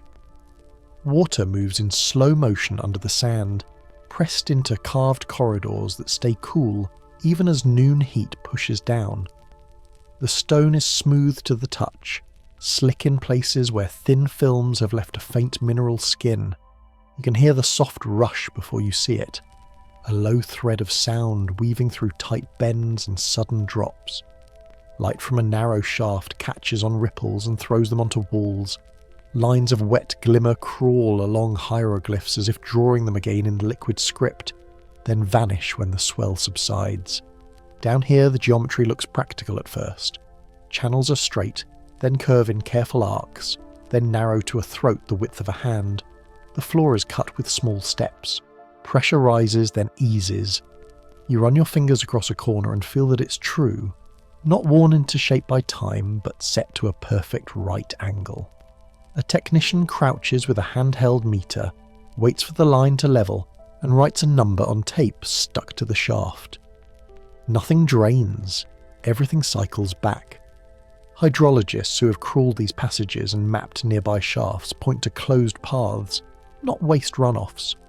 The water loops, then returns to a sump, then climbs through capillary channels to start the flow again. The cuts are too clean for rough work. Straight lines hold for long stretches, then meet cross passages at near-perfect squares, as if a draftsman set this out at a desk. The old explanation says drainage, but the forms argue for a system that maintains motion, not loss. Inside the Grand Pyramid's heart, another piece of the puzzle hums. Instruments inside the so-called King's Chamber have recorded a natural tone, 110 Hz. people standing there feel it more than hear it. It presses against the ribs and sits in the throat. Limestone can carry vibration well, and these slabs are massive. When a frequency locks to a room's dimensions, the walls become part of the note. Some whisper that this tone nudges the mind toward trance. Others dismiss it as a quirk. Either way, the number is stable and real. That same figure shows up elsewhere. Malta's deep hypogem rings at 110 Hz too. A voice spoken into an oval niche falls back as a layered hum and brushes the skin with a slight tremble. At Abu Simbel, wind passing a carved facade can set a faint echo in motion that grows and fades like a breath. These are far-flung sites, different languages and gods, yet the acoustic behaviour rhymes. It could be coincidence. It could be convergent design. Supporters suggest it's shared knowledge rising in different places after the same ancient lesson. The mechanics are simple enough to test at home. Push water through a tight pipe and it starts to sing. The speed, the length and the diameter set the song. In narrow passages, moving water sets up standing waves. Those waves push the structure, which turns the push into vibration, then sound. Under the right layout, the sound feeds back on the water and steadies into a tone. From there, the energy can travel. It's not magic. It's the same reason a kettle whistles or a river hums when squeezed between rocks. So when a beam of light glides across a wall, the ripple it reveals is not just water, it's a map of pressure and motion. Hieroglyphs seem to glow for a second as a wave flows beneath them. Sand grains on a flat stone shake into a simple pattern, then slide into a different shape when the current shifts. Cymatics, the art of sound made visible, turns from a lab trick into a quiet lantern for the past. If these rooms were designed to resonate, the carvings may not only be stories, they may be marks placed where the force peaks. Back at Hawara, the metallic anomaly sits with a question mark on its skin. The readings that show high conductivity and a sealed outer line invite one more thread. If water and stone channels can create reliable resonance, a conductive shell nearby could store or shape the field around it. That's how a simple capacitor behaves. It takes in charge, holds it, then releases it in a measured way. In a buried system that could stabilize a circuit of sound and water. Critics counter that this leaps too far, yet the form nudges minds toward function all the same. In a dim office, a young engineer drapes printouts over a floor and traces two flows with chalk. One line maps water loops beneath a complex, the other marks frequency peaks from acoustic tests. The two lines kiss in the same corners again and again.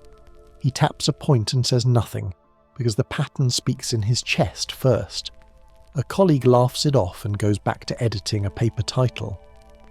Later, she returns to the chalk and marks a third line. It's a diagonal that lines up with a shaft above ground.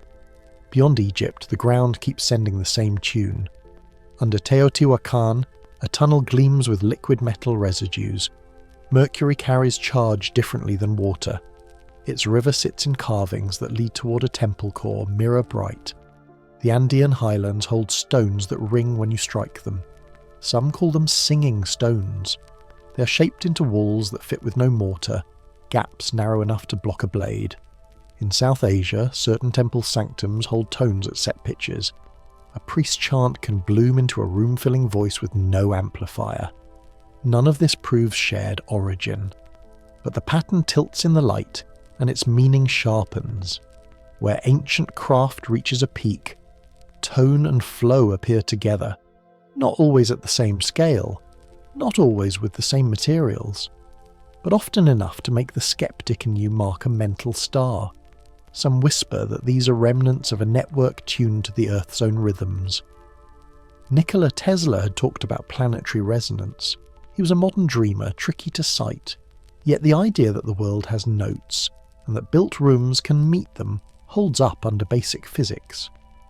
In one test, a team runs water through a replica channel under a block shape to match a chamber's dimensions.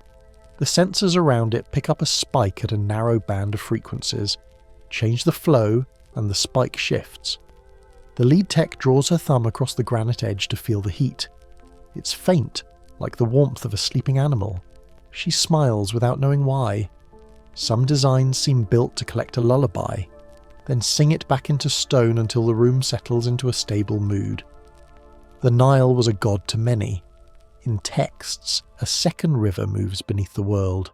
Some call it the Nile of the sky, a poetic image for waters unseen. Those words might have meant groundwater to people who cut and fitted these places. If you treat that phrase as both symbol and plan, the map at your feet changes. Water is not just for fields and jars. It becomes part of a clock, or an engine, or a memory device that hums at a frequency you can feel in your bones. At one village on the Fayum edge, an old pump house still rattles with a note when the wind comes right.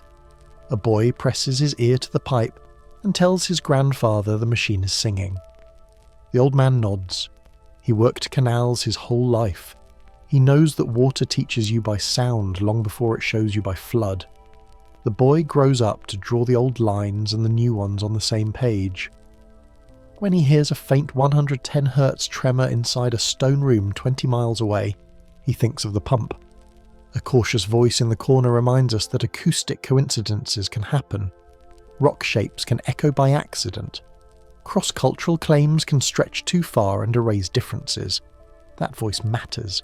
It keeps the story from running on ahead without us.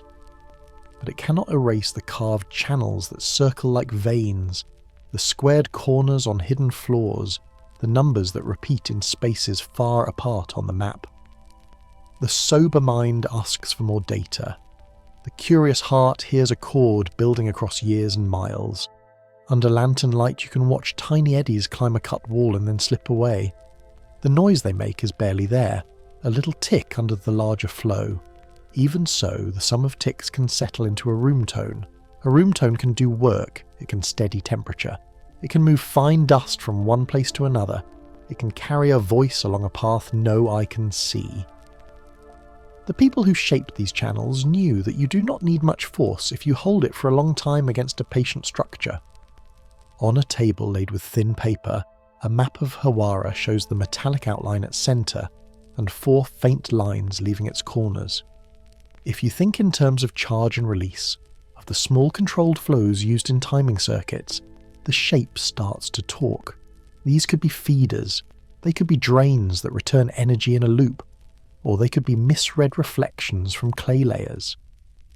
The analyst on duty rubs his eyes and circles each line anyway. He's learned to pay attention to what repeats. A global echo forms, a Mercury river here, a stone that rings there, a chamber tuned to a human chest voice in another place. Indian temple builders still talk softly about pitches and forms, even if the official texts keep it neat. The chill that runs through your arm when a room locks on your voice is not a myth. It's a result.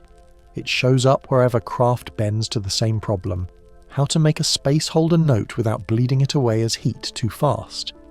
If the ancients had a word for the whole thing, water and tone and stone as one machine, it might have been dressed in myth.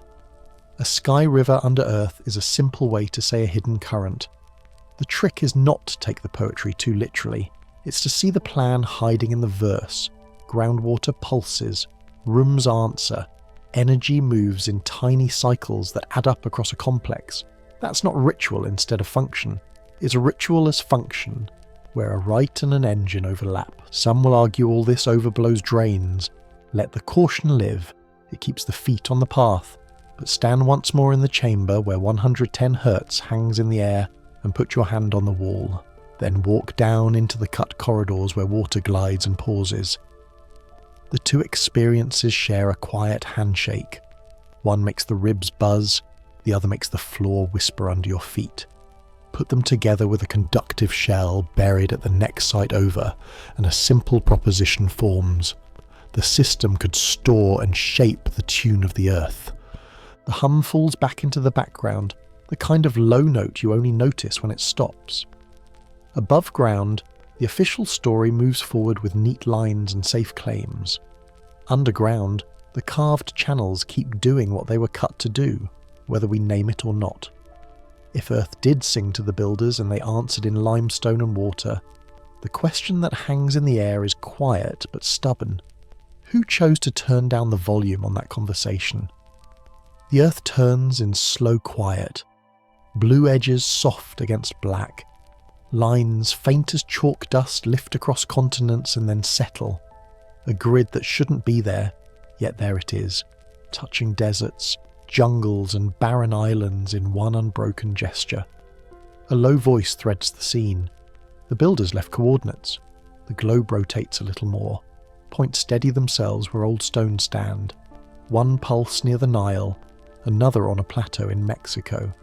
A third over a lone triangle of rock in the Pacific, staring at waves like it has done for 1,000 years. A graduate with a second-hand laptop sits at a kitchen table under a single bulb. She taps in coordinates and watches the screen-linked dots grown famous for their solitude. It's not lines that convince her, it's ratios. Distances that mirror each other, angles repeating down to tenths of degrees. Critics counter that lines can connect anything if you draw enough of them. She zooms out and uses fewer. The pattern holds. Engineers she follows online share models that weigh probability, stripping away cherry-picking by forcing any new site to predict the next one. When the prediction lands within a mile, she circles the margin with a pencil and breathes out. Supporters suggest the math isn't decorative, that it functions like a skeleton for memory. Giza sets one anchor, Teotihuacan sets another. Easter Island squares a triangle across ocean that should make every calculation wobble, yet the numbers stay calm. She checks error ranges against the curve of the Earth. The map answers, patient and exact. Others dismiss this as apophenia, the brain's love of faces and clouds. She sets the probabilities on paper like quiet cards. The stack doesn't tumble. It leans toward intention, not accident, and leaves a small weight in the room. The view slides down into Mexico's high basin, where a city of straight avenues sleeps under dust. You move along a tunnel no person saw for centuries, down to a chamber where jars once held mercury, the metal shimmering even in darkness. Archaeologists describe it without metaphors, just the facts. Liquid metal pooled in corridors. The air would have tasted like metal on the tongue. Not water, not wine, but something that reflects better than mirrors. The channels here are cut with steady width. Measurements match ratios seen under Egyptian stone, not because the shapes are equal, but because the relationships echo. A technician in a lab coat moves a finger along scaled drawings, channel to chamber, chamber to threshold, and compares them with cross-sections from the Nile plain. He doesn't claim one copied the other. He notes that both systems favour certain widths that foster controlled flow. Mercury is not water, but both obey geometry. In both places, the passageways hold proportion that dampens turbulence and stabilises waves. You can hear the tool on paper as he drags the line. There's no flourish in his voice, just the gentleness of steady work. If these are unrelated, they rhyme in a way that leaves a mark. South across the Andes, stone acts like it forgot how to fall. Sacsayhuaman's polygonal blocks nest with no mortar, yet shrug off quakes that rattle modern walls. Each stone grips its neighbours with faces cut to multi-angled keys. Earth moves and the wall flexes. No crack spreads across a joint because the joint is not a straight dare. It's a set of interlocking answers. In a recent survey beneath Giza's bedrock, foundation trenches show similar logic. Wide-bottomed cuts that stop lateral slide and pour stress into the ground like a drain. The shapes differ because the world under them differs. The principle is shared. Distribute load, redirect shock, survive. A mason in Cusco runs his hand along a seam, fingers catching on nothing because there is nothing to catch. In Cairo, a geophysicist squints at a resistivity map of limestone under the plateau and traces a channel filled with gravel that acts like a cushion under weight. Two human gestures, half a world apart and centuries apart in thinking, speaking the same engineering language through stone. Some whisper that people learned this once and then carried it quietly to the edges of their world, not by empire, but by habit and instruction. How to make things that do not break when the ground changes its mind. Sound comes next. In Malta's hypogeum, a whisper at one end becomes a living thing at the other. Testers say the chamber amplifies at around 110 Hz, a note that lives inside bone as much as in air. Instruments in Egypt's inner rooms pick up a similar tone when the space is pushed by voice or by wind moving down a shaft. The rooms like the same pitch, as if they were tuned to a shared reference that no one wrote down because it sings inside the material itself. It's not hard to test.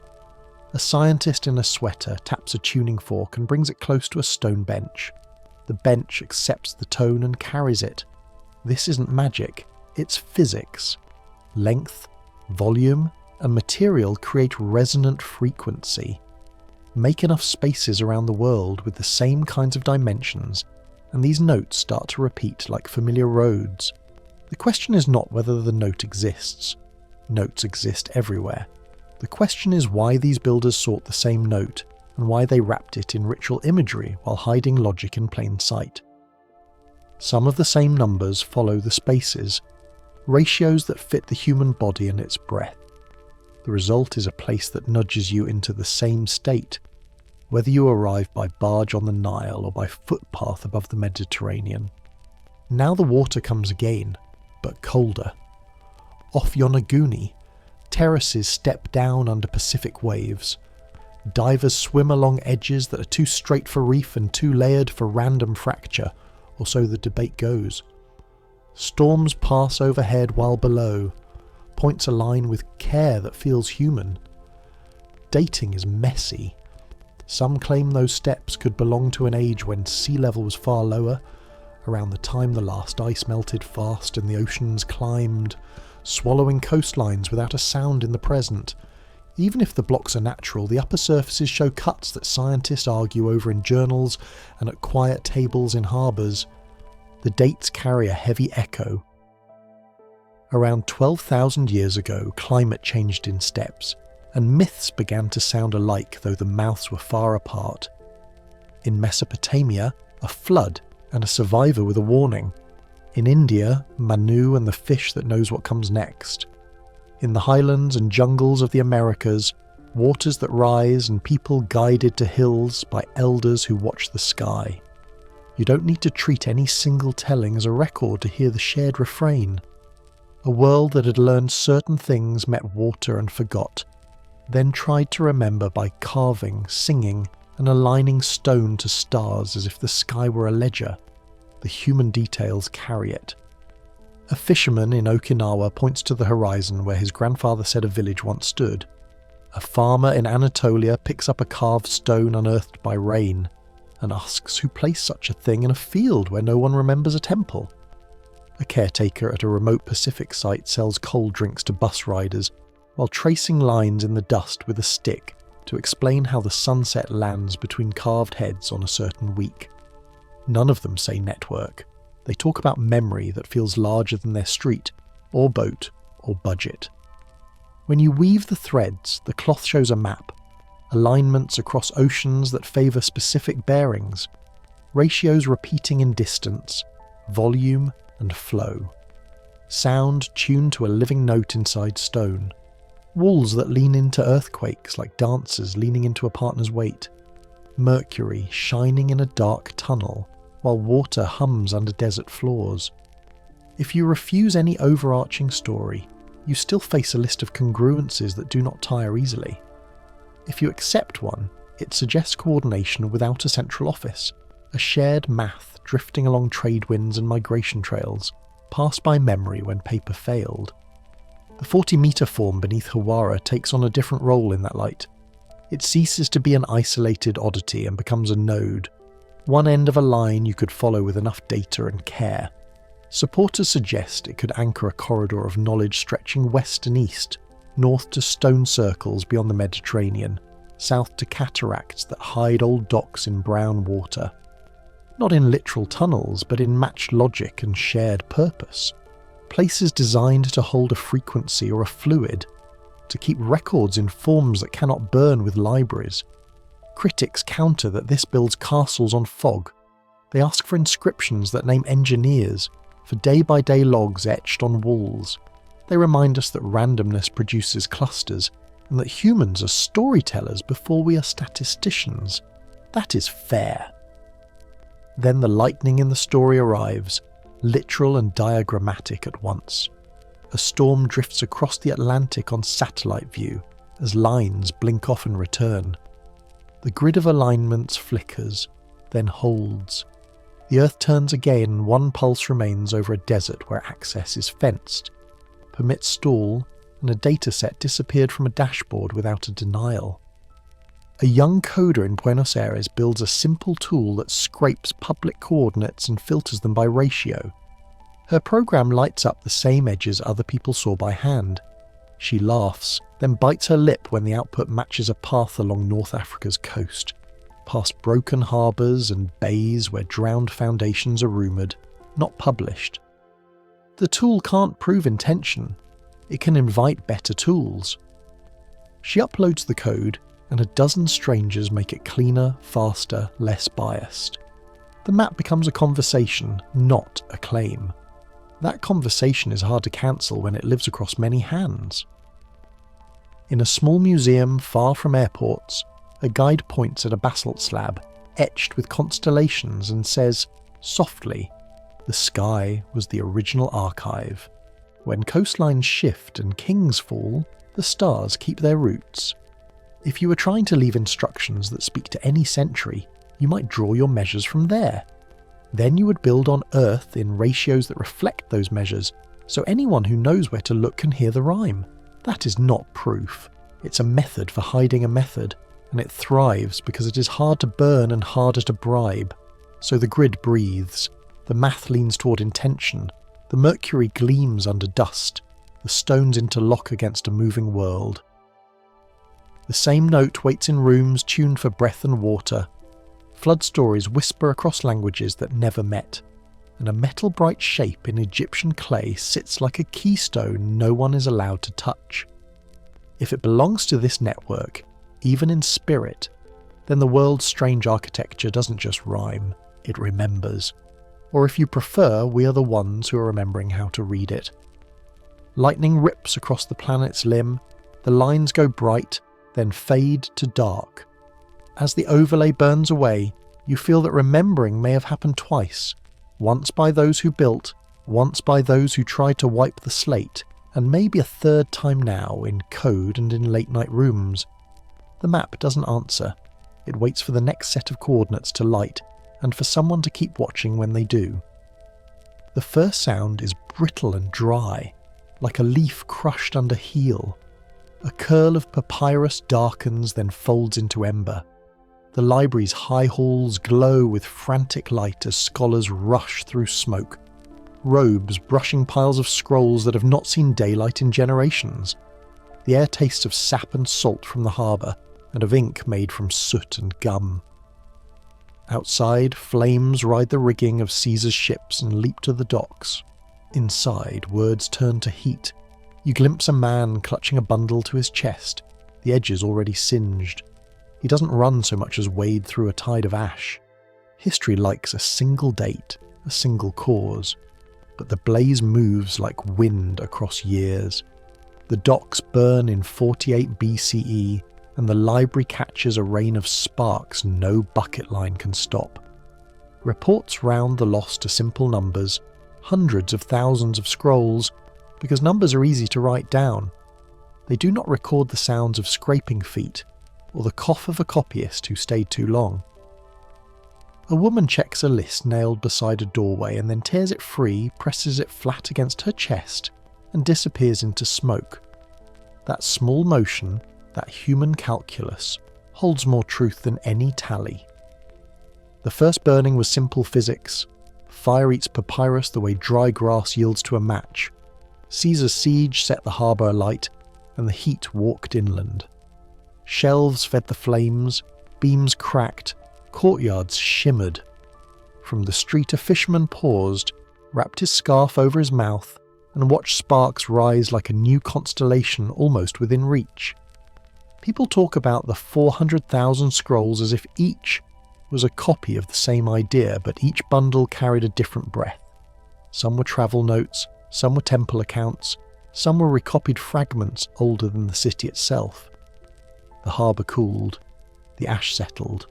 The catalogue of loss began to shrink into anecdotes. The second burning didn't need sparks. It moved in letters, in footnotes, in polite edits.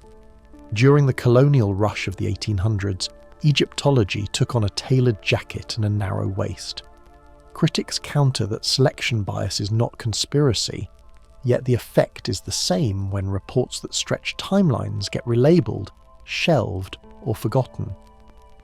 Field notes describing pre-dynastic engineering or odd hydraulic channels might be filed under drainage.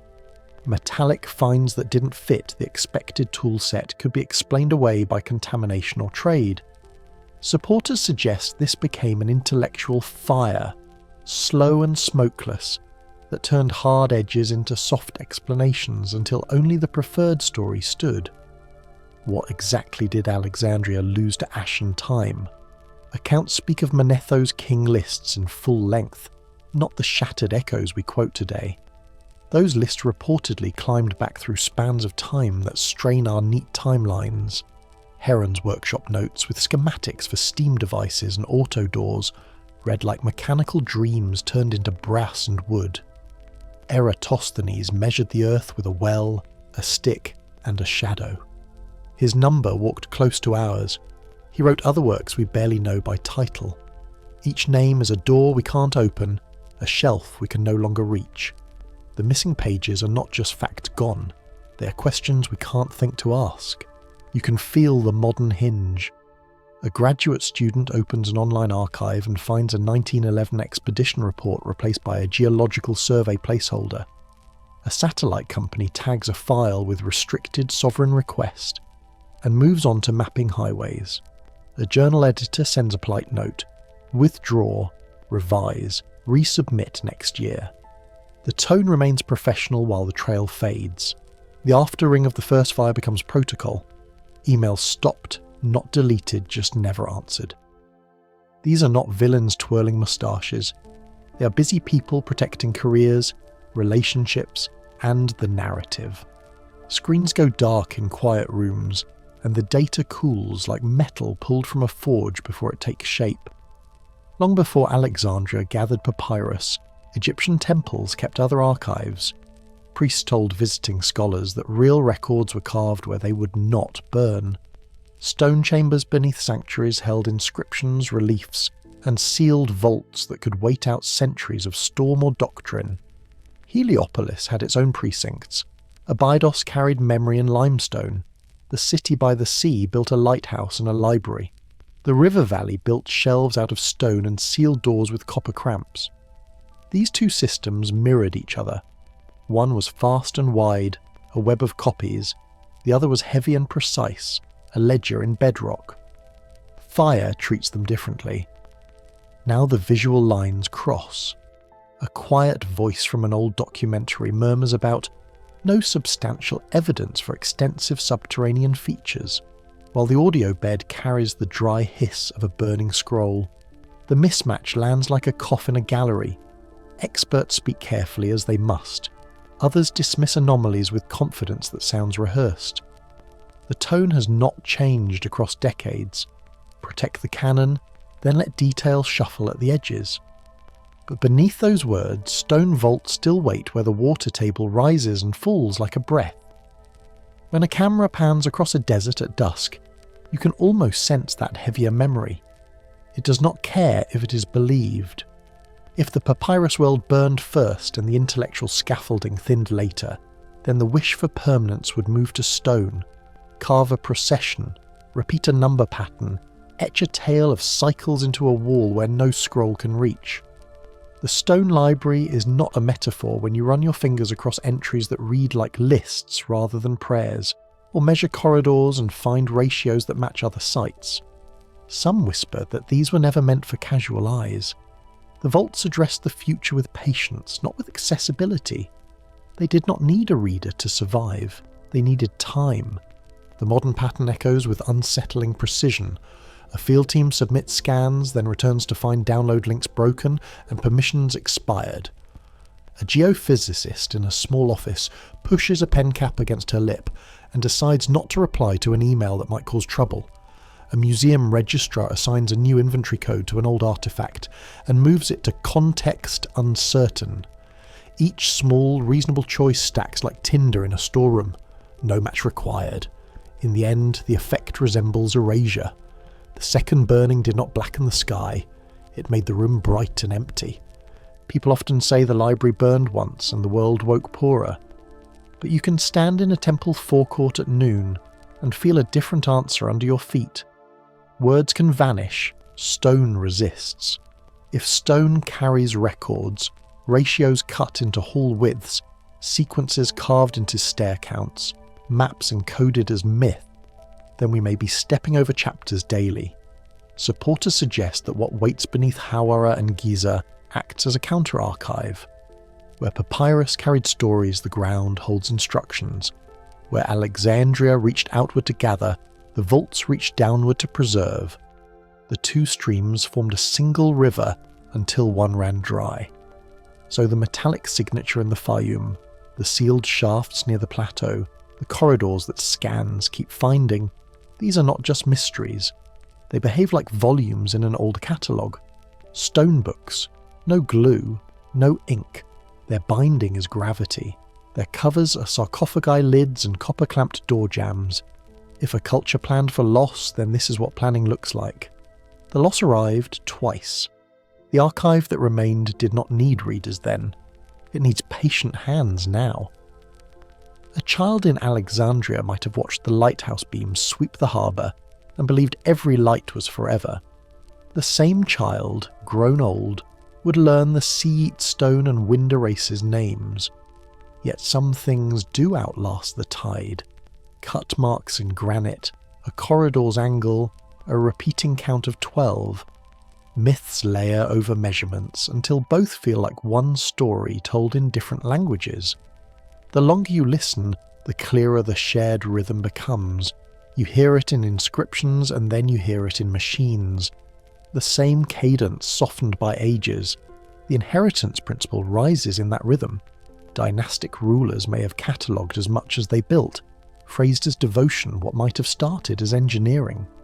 If texts burned, the training manuals would become hymns. The repair logs would arrive as festivals.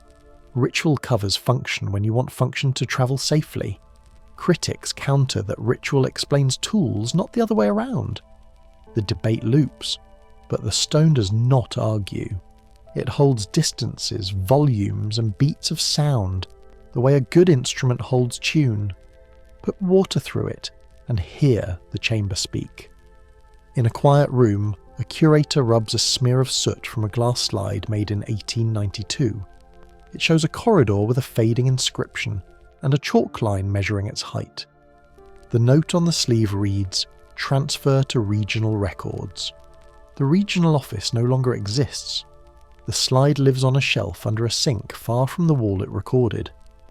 That small, ordinary misplacement explains more about time than any headline.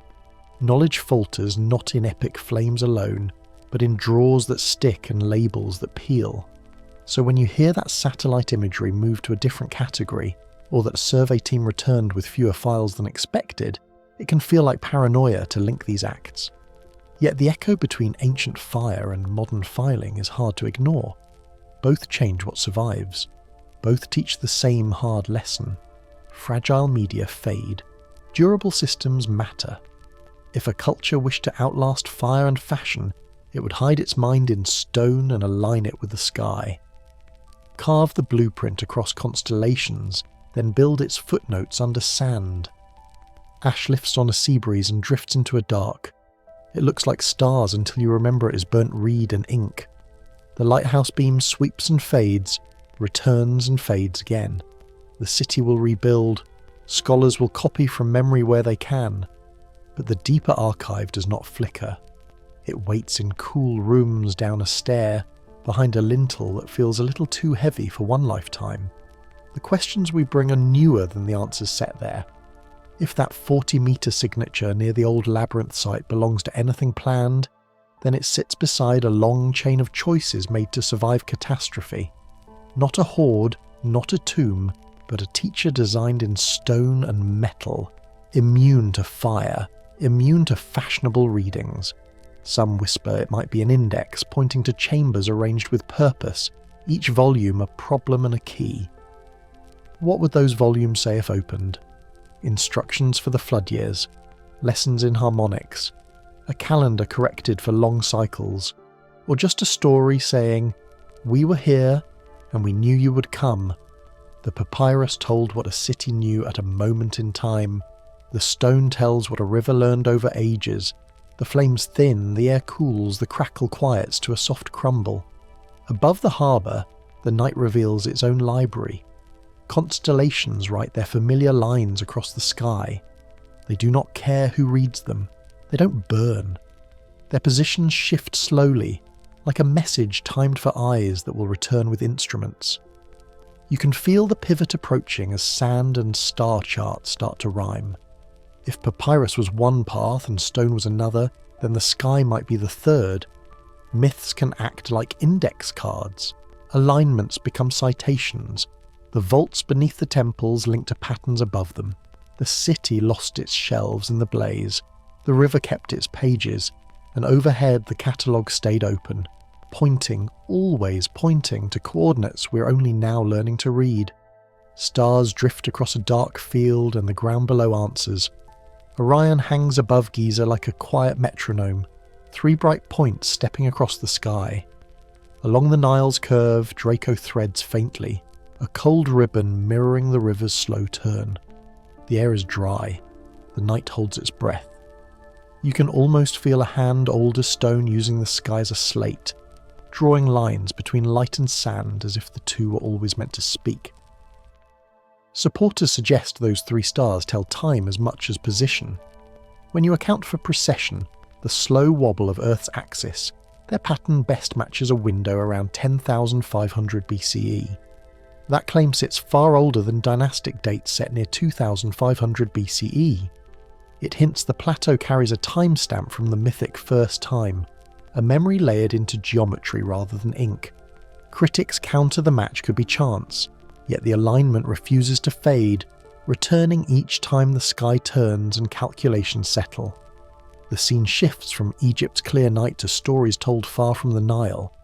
A king hunts immortality beyond mountains, guarded by stinging tails and burning breath. A clever god hides what matters, in the deep.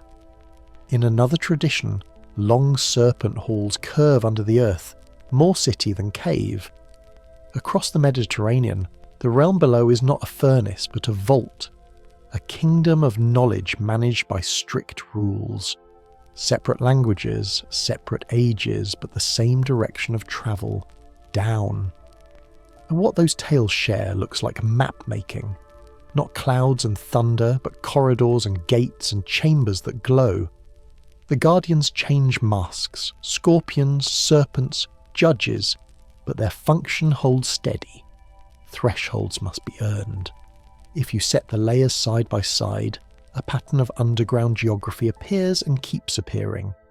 Supporters suggest these accounts might be memory fossils of real spaces lost to catastrophe, and retold as sacred journeys when exact names and coordinates failed. Others dismiss that as a reach. Even so, the architecture of the stories feels stubborn. On tomb walls, a boat slides past star-speckled ceilings toward the dark. Texts speak of the night broken into 12 parts, each with its own gate and lore. In earlier sections, we traced a web beneath the sand. Here the painted world folds back onto that web with eerie specificity.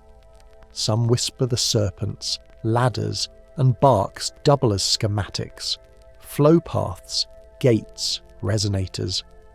If a mason had to encode a manual for a system in images that would survive sensors and flood alike, this is what it might look like. Ritual wrapped around engineering to protect the bones of both. Centuries step forward. A small lamp in a stone room.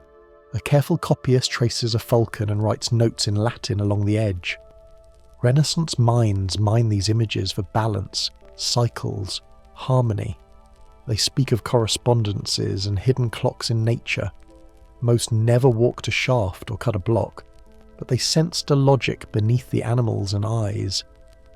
In their echo you hear a long relay, symbols carrying fragments of practice after the tools are gone, philosophy catching what blueprints could not outrun. The visuals tilt, painted figures soften into thin lines, curves and coils become circuits, constellations blink and reappear as floor plans. A diagonal of stars clicks into a set of 3 bases aligned on an old plateau. The shift is not magic, just a reminder that information can wear many skins. If knowledge needed to survive long winter ages, disguising itself as worship and then as art may have been the only path through. Cultures that lose their teachers keep their stories.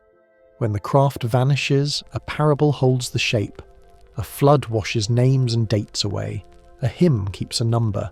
The metrics blur, but the ratios linger. 12 parts. Gates in sequence. A journey that demands precision. Some whisper these are not devotional decorations, but preservation systems. Myth as vault.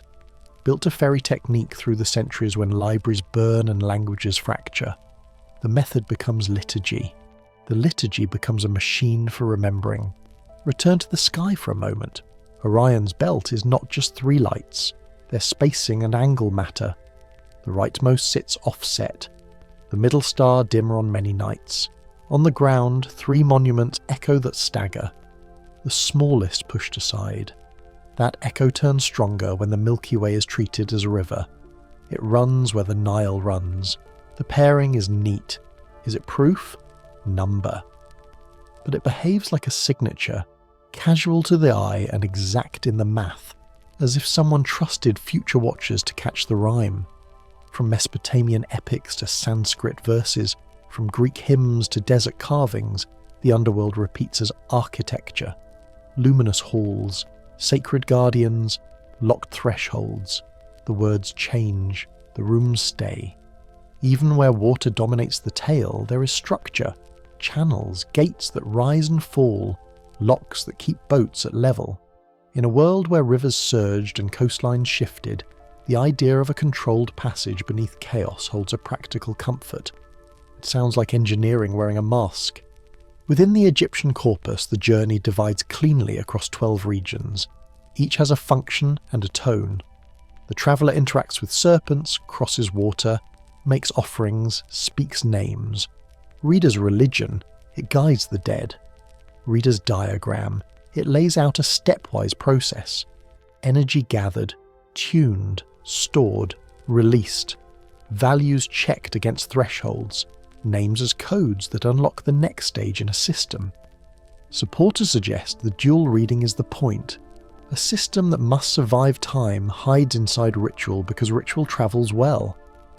Across late medieval Europe, those influenced by Hermetic texts return to Egyptian motifs, as if the old Nile still had something to teach. Balances, cycles, resonance, they become obsessions. Early scientists chase vibration in strings and glass. Later, radio hums through the air. None of them believed they were deciphering tomb walls, yet the same core ideas keep finding uses. A pattern moves even when no one admits to seeing it. Watch the transformation again. Hieroglyphs pour into simplified strokes. A coil becomes a spiral resonator. The spotted ceiling above a boat resolves into a grid, a field of values. Constellations dissolve to reveal load-bearing angles. Then the overlay fades and you're back in the night, listening to dry wind and the faint rush of a river you can't see. The mind does the rest, joining pieces that resist being held apart. Lost civilizations, whatever that term finally means, may have left us more than standing stones. They may have left working instructions printed in language immune to most kinds of erasure. Myths carry across borders. They pass through empires and reach people who have never met. They survive fire and plague. Not because priests are clever, though they often were, but because story is the oldest archive we have that anyone can reproduce from memory when paper fails. Think about the practical needs of a builder working in a floodplain. Protect records against water. Guard access with thresholds only initiates can pass. Embed cues that let future minds recover a system if the tools vanish. If you can't save books, you save proportions and roots. You hide them in art and star maps because both keep their shape when languages shift. Critics counter that reading machines into myths risks finding what you want to find. Fair. Yet the overlap between repeating numbers, repeating gates, repeating sky-ground pairs rarely feels random. A small human moment. A student copies a tomb scene at a desk lamp too late at night. Their pencil pauses at a serpent coiled around a door. In the margin, they write a question mark and a ratio. No one instructed them to see it that way. But the ratio was there, waiting. The next reader might ignore it. The one after notices something else, increment by increment, meaning walks forward. When stories insist on 12 stages, on guardians at intervals, on a journey below that is not chaos but procedure, the noise drops and an outline remains. It might be ritual theatre, it might be manual. Either way, it encodes process. The person who first drew it may have cared less which mask it wore than whether the sequence would make it to distant eyes intact. Some whisper the sky map above Giza acts as an index. The belt points, the river mirrors, and the ground responds. The claim anchors one more layer, a timestamp tucked into alignment, a way of saying this was meant for a time not our own. Perhaps for a time when the air would be quiet enough and the instrument steady enough to listen, without fear of pulling down an empire's story. Now the arc turns back to where our path began. The night sky loses focus and a different image fades in. A high contrast radar frame showing a long rectangle under sand. Corners sharp, perimeter bright. Within that shape, fainter lines hint at voids. The stars you were staring at a moment ago reappear as small tags, angles and offsets, suddenly matching edges on the scan. It feels like recognition more than proof. Is the 40-metre form at Hawara a lever to translate myth? The geometry invites that thought. Supporters suggest the overlay is too clean to ignore, that story and sensor are finally shaking hands. Critics counter that overlays can mislead, can flatten noise into pattern. So we hold both possibilities at once and let the air stay calm. The value may be less in claiming victory than in noticing how often the same shapes return. Myths are not footnotes from the past. They are memory operating in low light. They compress what mattered into hooks the mind can grip when the power goes out. Numbers, roots, pairings of sky and ground. If another culture had to send us a safe full of practical knowledge across 10,000 years, this is the medium that survives. It endures because it lives in people, not cabinets. As scans stack and models refine, the overlap sharpens, Orion above, a long-sealed shape below, stories in between that treat the Earth like an instrument waiting to be played the same way every time. If those stories carried even a fraction of technical truth, then the sensors we trust may be confirming what songs guarded. The translation is slow, cautious, and it keeps finding new lines to read. The constellation fades, the radar returns. That rectangle under Hawara brightens, then softens into the night. The feeling is not triumph. It's more like opening a book to a page you somehow already knew. Instruments hum, and stories murmur in the same key. And for once, the ground and the sky speak the same language, pointing toward a chamber that might hold the note both of them are trying to remember. The laboratory air feels filtered and a little too dry. Monitors hum in a steady way that makes your shoulders drop. On the screens, cross-sections crawl by in false colours, soft blues thinning into yellow, then a sudden razor line of red where density shifts. The cursor lingers over a rectangle, then flicks to a pattern that repeats at a set interval like a whispered metronome. The instruments are watching again. In early 2025, teams roll out gear made for a different kind of war. High-penetration radar arrives in matte crates, its antenna folded like careful origami. Ground-based SAR rigs mount on low tripods to sweep the sand with narrow beams. Muon detectors settle inside plywood huts where the temperature holds steady, and the wind can't kick, grit into the optics. These tools once hunted tunnels and hidden voids beneath border walls and mountain passes. Tonight, they read the ground around Hawara, and the bedrock shoulders of Giza. Cross-referenced passes build a mesh you can turn with a fingertip. A Japanese array reads a density bleed in one direction, and an Italian unit catches the same edge from another angle. French processors clean the noise, and a grid resolves in crisp steps where only randomness should live. Not just the long metallic return you've already heard about, but neighbours arranged in a discipline that doesn't look geological. Cavities 30 feet across, repeating on a cadence that snaps into place like teeth on a gear. At a desk pushed near the lab's back wall, a physicist rubs the bridge of his nose and zooms into the 3D volume. He taps a key. Thin filaments brighten between the voids. The model shows a set of reflections with the bright, sharp profile of metal. They seem to connect chamber to chamber. When the radar sweeps through at one frequency, the echoes come back flat, shift higher by a narrow notch, and the returns start to wobble in phase across the grid, like something down there is responding as one piece. Functional is a quiet word. It lands like a small stone in a bowl of water, and the ripples keep going. Online, the pattern escapes the lab's closed network in ways that feel inevitable. Someone uploads stitched SAR tiles at ordinary resolution. Within an hour, civilian analysts stack higher quality imagery on top, align GPS points, and draw faint outlines over the desert in tools anyone can use. A caption adds 2 tags, hashtag Hall of Records and hashtag Project Hawara. The numbers tick upward. Official statements arrive with sober fonts. The phrase geophysical irregularities gets heavy use. The map keeps spreading anyway. You follow the human trail because data alone doesn't breathe.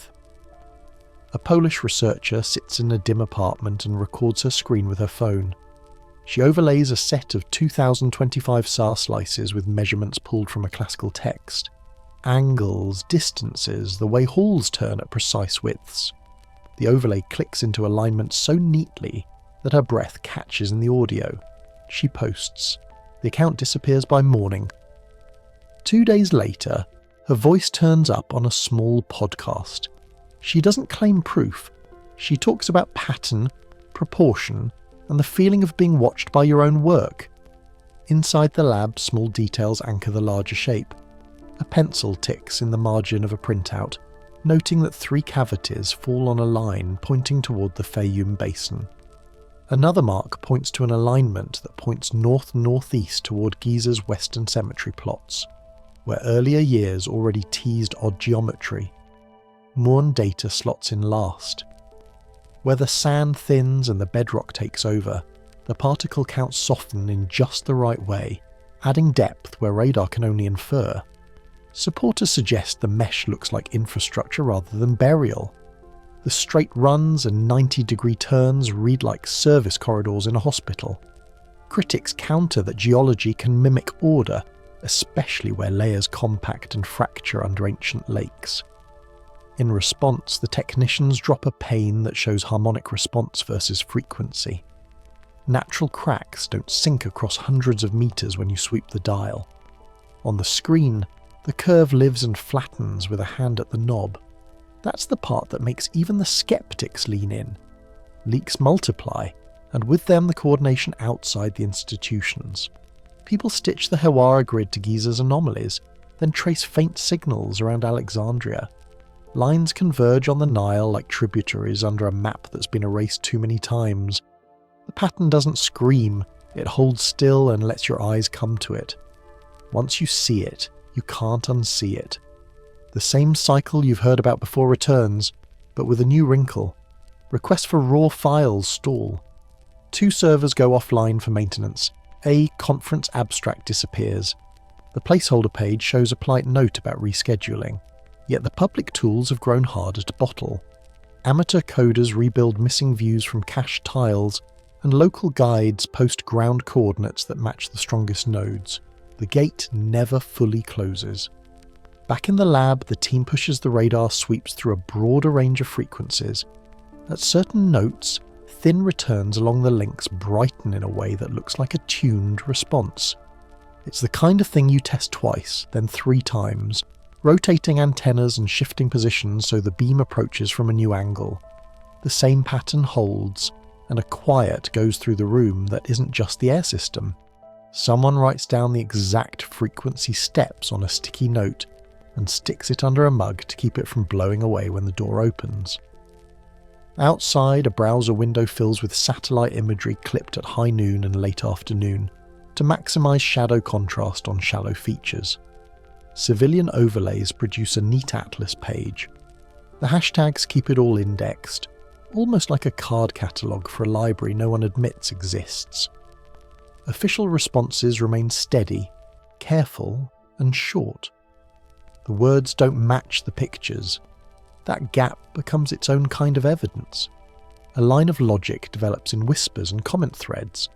If you repeat a geometry with even intervals and fixed angles across a broad field, and if the spaces respond together when pinged, then you are looking at a system. The phrase mechanical precision returns again and again, not with heat, but with the patience of people watching a kettle and keeping the flame low so it doesn't boil over too soon. The living cost of this kind of work shows up in the small things. One researcher cancels a trip without saying why. Another replaces her public email with a form that never seems to deliver replies. A graduate student quietly mirrors a folder, then posts a checksum list so anyone can verify the files if they vanish. The care is an act of trust as much as defence. By late spring, the mesh is robust enough that it can be sliced in any direction and stay coherent. Vertical cuts show the cavities stacking in pairs at 2 depths, linked by narrower conduits that tilt at consistent angles. Horizontal cuts show the grid spacing holding true across a wider footprint than the first leak suggested. Where geology would smear, the edges stay crisp. Where chance would nudge a node off the grid, the points hold. Others dismiss the social media swirl as pareidolia, the human habit of finding faces in clouds. It's a fair caution. But clouds don't keep the same face at dawn, noon, and dusk, under 3 different cameras and 2 different sensors. The pattern holds through equipment swaps and team changes. That endurance feels like a quiet handshake between instruments that don't care about hype. What the data can't tell is intent. You can map breadth, depth, and resonance, but not purpose. The guesses fill in because guesses are how minds explore. Some whisper about storage, rooms for keeping things safe from water and time. Others edge toward function, channels that carry more than air. No one with a badge and a title says yes or no. They say ongoing study and look at the floor. A private message arrives in the lab inbox from an address that doesn't resolve to a person. It contains a single image, an old survey map annotated in a hand that doesn't match anyone on the team. The annotations mark the same nodes now bright on the screens. The date, if the date is real, sits decades before these machines were built. The map goes into a safe. The work continues. By now, real-time renders have turned the desert into a layered model you can walk through with a mouse. The feeling is strange, standing in a quiet room while the floor under your feet, half a world away, blossoms into rooms that no one has entered in recorded memory. The precision makes the hairs on your arm rise, not as fear, but as recognition. Then the lab's notification light blinks. A press briefing has been scheduled for the following week. Topic: routine updates on heritage preservation and seasonal tourism. No mention of scans. In the empty auditorium, microphones sit in their stands, cables coiled neatly on the floor. The HVAC kicks on, and the room fills with a low breath. Some things still cannot be shown. The scanners keep working anyway, tracing lines under the sand while the official surface stays smooth and quiet. The next noise won't be a discovery. It will be a disclosure, and the space between those 2 words is where the story waits. Chairs sit in neat rows facing a blank podium. No cables on the floor, no rustle of press packets. Dust turns in the light like slow snow and lands on microphone heads that haven't heard a question in weeks. The air has that dry paper smell old buildings keep. Somewhere down the hall, a door clicks once and goes quiet again. You can almost hear the room waiting for a voice that never comes. When the statements arrive, they read like careful rain. No significant discoveries, repeated in controlled vocabulary, as if the words themselves could seal the ground back up.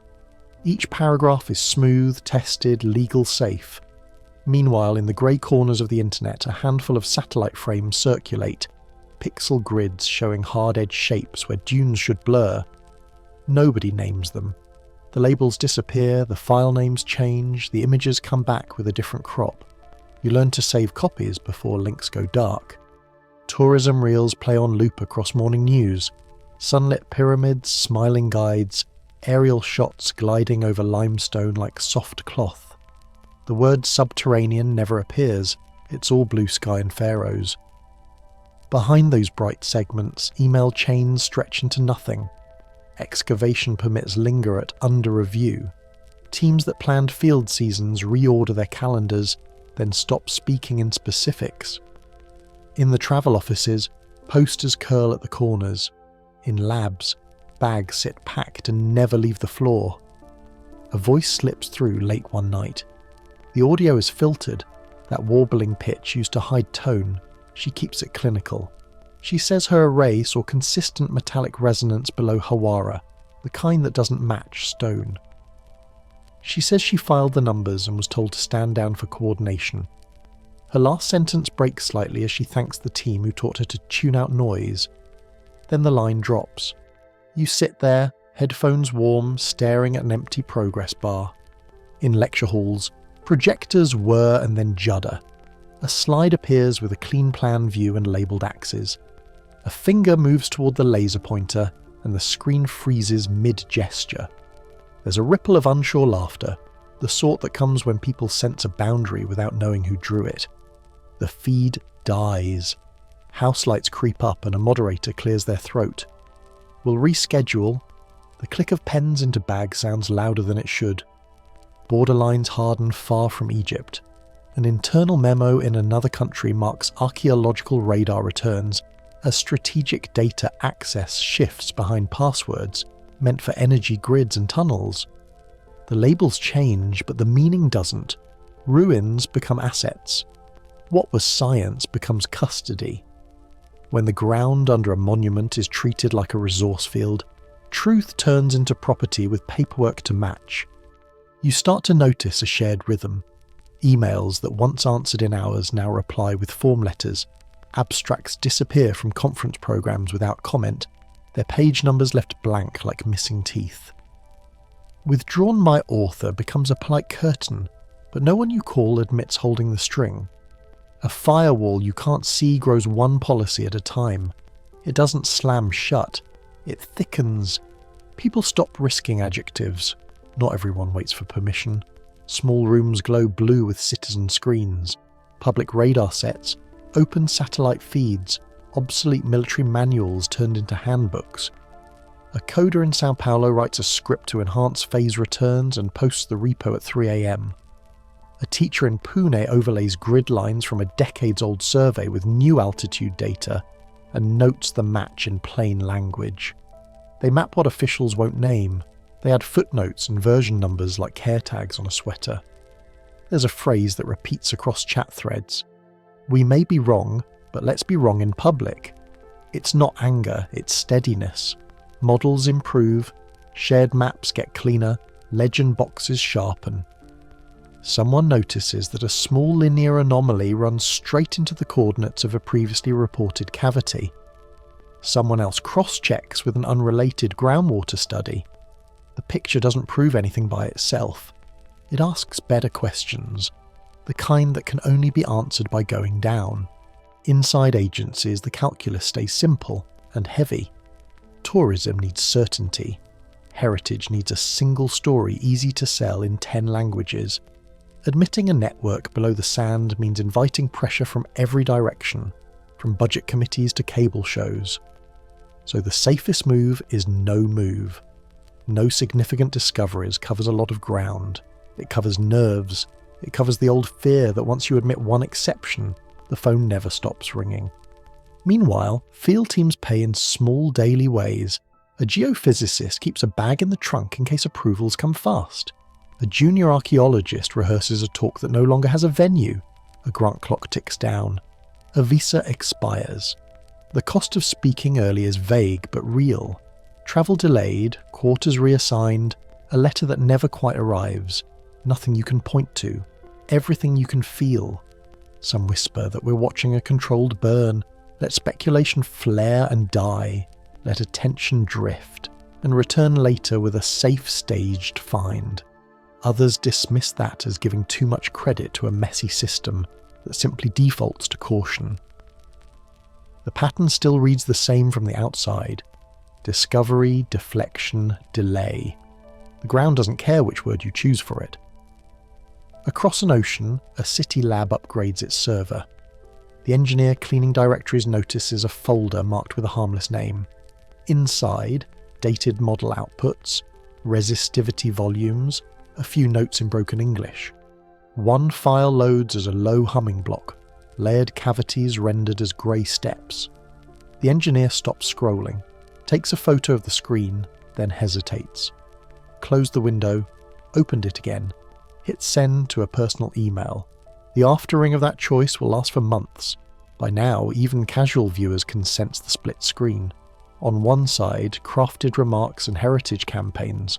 On the other, unpolished 3D models drawn by people who sleep 4 hours a night because the data won't leave them alone. Outrage sparks and then slows into something heavier, an awareness that the scaffolding around our oldest stories is thinner than we thought.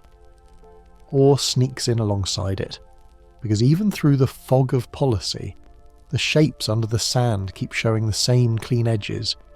If the scaffolding shakes this easily, what happens when the doors finally open? That question hangs between paragraphs, between broadcasts, between the echoes in empty rooms like this one. The quiet is not empty, it's crowded with choices. The press room waits as afternoon light fades to a cooler tone. Air settles. The microphones draw no breath. In the distance, ground arrays resume their soft churn. A passing truck sends a faint tremor through the floorboards, like a reminder that mass still moves under our feet. The day ends the way it began, with a blank stage and an audience of chairs. The scanner hum finds its way back in as night deepens. Sand carries sound differently after dark. It seems to hold it close.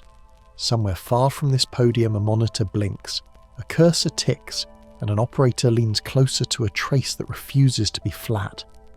The story doesn't need a headline for the next part to begin. The sound will do. Ice lets go with a sigh you can almost hear. Along Greenland's coast, a blue channel opens across white, and a row of squared stones appears where only bedrock should be. The blocks peek out like teeth in thawing gum, set in a line that curves with the melt. A helicopter crew circles, the pilot steadying the craft as a researcher presses a lens to the window and traces the contour with a fingertip. She knows glaciers grind and fracture. She also knows glacial scars don't stack into right angles that keep repeating every few meters, like steps meant for a city that never sees summer. The world keeps offering quiet hints. Across the Gulf of Kambat, sonar panes sweep brown water and return grids at depths where fishermen cast nets. Off Cuba, terraced platforms stack like a stairway, their edges too straight to feel accidental at first glance. Down near Antarctica's ragged edge, geometric shadows rest beneath shelves of ice, triangles and rectangles sleeping under a ceiling of blue. Some of these scenes demand better equipment, better weather, more patience. Others whisper enough to start a list on a notepad by the bed, the kind of list you build with dates and coordinates until patterns begin to breathe. If Hawara's buried network stands older than dynastic kings by thousands of years, the school timeline doesn't bend. It buckles. Civilization stops feeling like a ladder where each rung follows neat order. It starts looking like a layered manuscript where earlier writing bleeds through later ink, lines crossing and ghosting beneath what we thought was final. Supporters suggest that's why certain myths read like maps, and why some ruins seem designed for storms their builders knew would come again. Critics counter that geology loves a right angle now and then. The argument is real. The stakes are larger.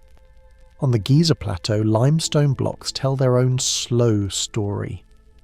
Weathering studies show rounded edges and pitted faces in patterns that fit with long wet periods, not the dry breath of the last few thousand years. Meanwhile, the enclosure around the Sphinx holds scars of water flowing from above, not sand scouring from below. The grooves run vertical in places, like rain stroking the stone wall for seasons on end. When you set those scars beside a climate record that speaks of cloudburst centuries, the image grows less tidy. It isn't proof, it is pressure on the official date stamped on guidebook pages. Farther back in time, the Younger Dryas sits like a sharp intake of breath. Temperature plunges, ice returns, then leaves fast. Sea levels climb in lurching steps. One branch of research ties this swing to impacts or airbursts, a shower of fire and debris that warped climate on a scale humans then living could only endure. Flood stories collect across continents. Boats ride over fields. Cities drown. The pattern tilts in the light, and its meaning sharpens when you think of two truths at once. Coastlines move when ice melts, and people move with them, carrying what they remember. The reframe feels simple when stated, harder when you let it sink in. Maybe the monuments we assign to ego were built as memory banks. Maybe height was never the point. Maybe survival of information, measurements, harmonics, maps of water, recipes for stone, sat above bragging rights. A pyramid then reads as a device that resists wind, flood, heat and forgetfulness. A structure that keeps its form long enough for someone on a much later day to find and learn. Others dismiss this as romance dressed in geometry. Yet the function first lens explains why certain features repeat with such discipline. In quiet rooms, labs wake up old stones. A physicist sets a sensor on a granite slab and sends a tone through it, watching a monitor draw calm waves that leap at a certain note. A hydrologist runs models of confined channels and standing waves, testing how moving water turns pressure into a slow pulse a chamber can hold. Climate scientists, for their part, map the ways meltwater cut and refilled basins and pushed entire coasts inward between lifetimes. Artists and engineers sit at the same table and find that some shapes feel right in both sketch and calculation, as if the hand remembers what the equation later proves. A story lands better when a person carries it. Picture a graduate student sitting cross-legged on a rug, laptop warm and battery low. On one side of her screen, a column of dates from flood myths, culled from libraries and field notes. On the other, a list of impact proxies, melt glass, platinum spikes, odd layers in lake beds. When she drags one table over the other and the dates clump, she stops moving the cursor and listens. The room's soft around her. It might be nothing. It might be the first time the tales she loved as a child sound like weather reports from a long winter's edge. Out at sea, sonar maps continue to build their layered patchwork. Along India's west coast, the image returns show rectilinear features, at depths too deep for recent fishing villages. South of Cuba's shelf, a camera lowered through green water catches straight lines vanishing into silt. In both cases, currents muddle the view. Setting anchors is hard. Permits move slowly. Some whisper that these are temples swallowed by water when the shoreline raced inland. Critics counter. They are natural blocks and ledges shaped by currents and fractures. The tension sits in the camera's slight wobble as the winch lowers the lens into murk. Back on land, weathering on the Sphinx enclosure wall keeps drawing eyes. The curving, scoop-like channels don't match the desert's patient sand. They read like carving by rain that fell hard and often. If that reading holds, then someone chose that hollow long before the modern desert settled into its long drought. Supporters suggest this pushes construction back toward an age of storms. Others dismiss the reading as overreach, noting microclimates and groundwater. The arguments sharpen tools on both sides. and the stone keeps wearing its grooves like old injuries that someone runs a hand over in passing. The Younger Dryas debate stays thorny. Some teams find melt glass and black mats that fit an impact narrative. Others argue for volcanic or terrestrial sources. The conversation works on timescales the human body struggles to feel. What slips through, even while data fights data, is the idea of a sudden press of hardship. Populations must have moved when ice dam lakes let go and coasts stepped back. A group that wants to preserve knowledge for children yet unborn does not pick papyrus first. It picks stone in shapes that talk to water and sound. That choice leaves a signature long after cause fades. When you treat pyramids as insurance, not billboards, details click differently. Air shafts read as tuners rather than passages. Stone choices feel like the parts list of an instrument. A certain granite for its meat of quartz and its willingness to sing, limestone for its response to low notes. Supporters suggest the pattern of repeated ratios and angles is the residue of a design language tuned less to kingship and more to physics. Others dismiss the framing as a story trying to seduce data. The pull of the idea remains, perhaps because it offers a sober use case. Keep what matters when paper burns. Across disciplines, a small renewal moves. Physicists listen to rooms. Architects test corner radii against shockwaves. Engineers model vents as resonators. Climate scientists revisit meltwater surges that could erase library districts in a summer. The old lines between fields soften when the problem becomes survival of memory over centuries and floodplains. In studios, artists sketch the same profiles again and again. A tapering stack, a buried void, a channel turning under stone. The language they share is not mystical. It is workmanlike and repeating, a set of shapes that seem to solve for pressure, time, and human attention. The student on the rug sets her tables aside and opens a blank file. She writes 3 lines. What if the flood tales and the stones point to the same event? What if we've been reading ceremonies where we should have read instructions? What if warnings can sit in music? Her kettle clicks off in the kitchen. She doesn't get up right away. The question has shifted a little. It no longer asks who built first. It asks what those builders wanted us to keep safe when the sky lowered and the coast stepped inland. History, under this light, curls into a spiral instead of a ladder.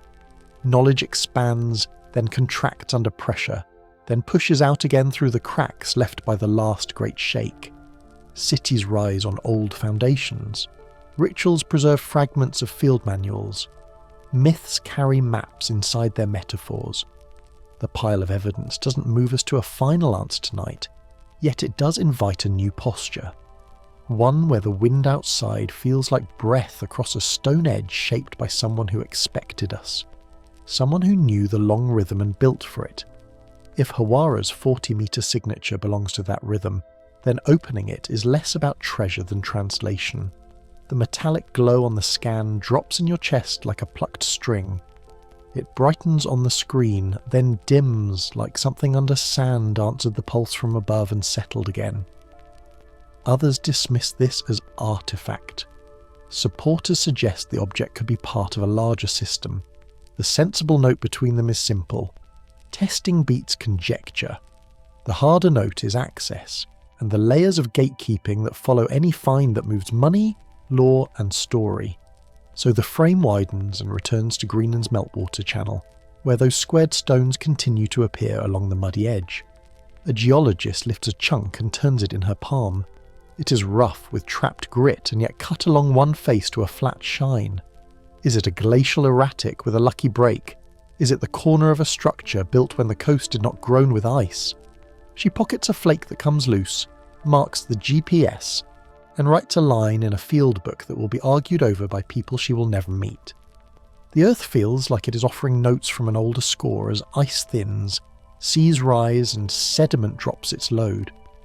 If the old world wrapped knowledge in stone and buried it under stable sands, then the present world, with its scans and satellites and curiosity, stands at a place where those packages might begin to surface. The cost is the story we've told ourselves about our age being the first to think in grids and waveforms. The gain might be a toolkit built for rough weather that has already arrived. Back under Egypt's desert, the cluster of returns around Hawara holds steady on arrays that remain live. The numbers pulse and hold, as if the object and its companions know only the slow time of the ground. A drop of water moves through a narrow channel and meets another drop. Above, the air is hot. In the data room, a hand hovers over a key, then rests. The story up here is breath and waiting. The movement down there is older. And in that quiet divide between screen and sand, something ancient continues to move, patient as a tide behind stone. The note from Giza returns as a soft tremor rather than a blast, a 110 Hz breath that nudges the ribs and hovers in the chest. It threads through limestone and through you, then reaches across the sea to the carved chambers of Malta. Farther west, it brushes the hidden channels at Teotihuacan, where liquid metal once lay still as a mirror. The tone walks like a patient wire through distance and time, the same pitch surfacing wherever stone and purpose share a room. In the aftering, a single question sits up. If decades of scans and deflections taught us anything, it is this. What were the builders trying to preserve beneath the sand? Not just objects, not just names. Preservation has a weight to it. A plan that outlives its makers. The sense that someone meant a message to arrive after storms, after empires, after language changed. Some whisper the intent was mystical, others dismiss that as wishful thinking. Yet the work remains, mute but exact. A keyboard clacks in a dark lab as an artist of data drags lines into a grid. The labyrinth unfolds as a living model, not proof, but a hush of intent. Long halls accept light in narrow sheets, like water poured into a mould. Channels carry real water, flowing along carved gradients that never waver. A bronze sheen catches an imagined torch and sends a gentle glow down the next turning. The layout breathes. Each junction holds still a heartbeat, then offers a choice. You follow the current like a guest who knows the house by sound. Supporters suggest it was built as a memory machine. The way a melody can teach you a story without text, these spaces could hold a method inside their shape. Critics counter that form alone cannot carry meaning for millennia. That is fair. But a chamber tuned to a note is not only a room, it is also a signal. When a place answers with a tone you can feel in bone, while water moves in measured steps, function and teaching begin to blur. You don't just learn it, you become the sensor that completes it. Let the frame widen. The real maze may not lie under Egypt alone, but under time. Every century adds a wall, moves a stair, closes a door with a story about what happened. People are good at sealing rooms when they hurt. Then a child is born 3 generations later and asks a clean question. A forgotten corridor opens with a sound you almost remember from a dream. We walk through history like that, hand against cool stone, finding turns we didn't know we knew. Some doors open simply because we kept walking. Look around your city with that in mind. Glass towers step in threes along a river, echoing a pattern older than their steel. Streets meet at angles that dismiss the grid for a sightline to a hill, or a fountain, or a statue facing a point on the horizon. We pretend this is accident or taste. It might be muscle memory, intent sunk so deep it appears as style. Architects swap myths for marketing, but the bones still hum. You can stand on a flyover at dusk and feel the same plane whisper under passing tyres. Old texts rarely brag about gods the way people think. They talk about remembrance like a job. Builders wanted their warnings to land, not their names to live forever. Stone was insurance. Sand was a test for the next ones. The phrase "keep safe" shows up more than "bow down." It reads less like worship than a manual that became a prayer. Build here, face this way, use this weight, tune to this note. When the sky breaks, go below. Return only when the water draws back. Now the 40-metre enigma at Hawara shifts in the mind from object to mirror. open it, and we might see more than metal. Some whisper about gates and stars. Others dismiss such leaps as fantasy. But whatever it is, its real trick may be simpler and harder. It may reflect us, our care, our impatience, whether we still know how to listen when the room goes quiet, whether we deserve to use what we find. A mirror doesn't flatter, it returns what stands before it. There is a steadier thought that grows when the tone holds.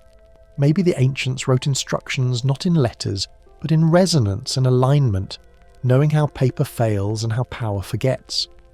A frequency is a kind teacher. It repeats without anger. It moves through bodies the way a river moves through a valley, shaping without force. Some designs were not meant for reading. They were meant for being inside. Stand here, let the sound do the rest. The lesson arrives without a voice. A young conservator in Fayum presses a palm to a damp block and writes a date on masking tape. Her handwriting is careful, a small duty in a big maze. In a lab in Osaka, a muon image sharpens by a fraction, and a graduate student breathes out, then in, as if the detector is listening. In a basement in Warsaw, a podcaster whispers into a soft mic about maps that match maps. These are not myths. They are the human thread, thin but tough, moving across a tapestry of stone. If that mirror opens, it could also show us their judgment. Not as punishment, but as a measure.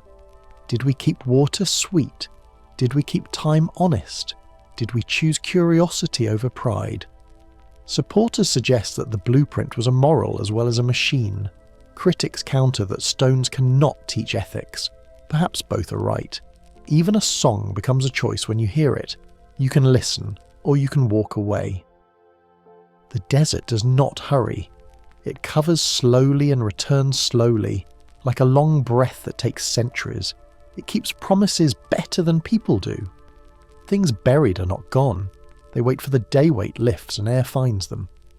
If this network was meant to survive our worst days, then its patience is the final design. The ground has outlived many stories. It is ready to outlive a few more. By now the note from Giza is barely there, a thread you could miss if you cough. But it's there, Malta answers in a low murmur you feel in the throat. Teotihuacan offers a shine you see rather than hear. Threads cross. The map brightens in places we haven't walked in years. The pattern tilts in the light, and its meaning sharpens the way a carved edge does when you wipe the dust from a groove. So what did they want kept?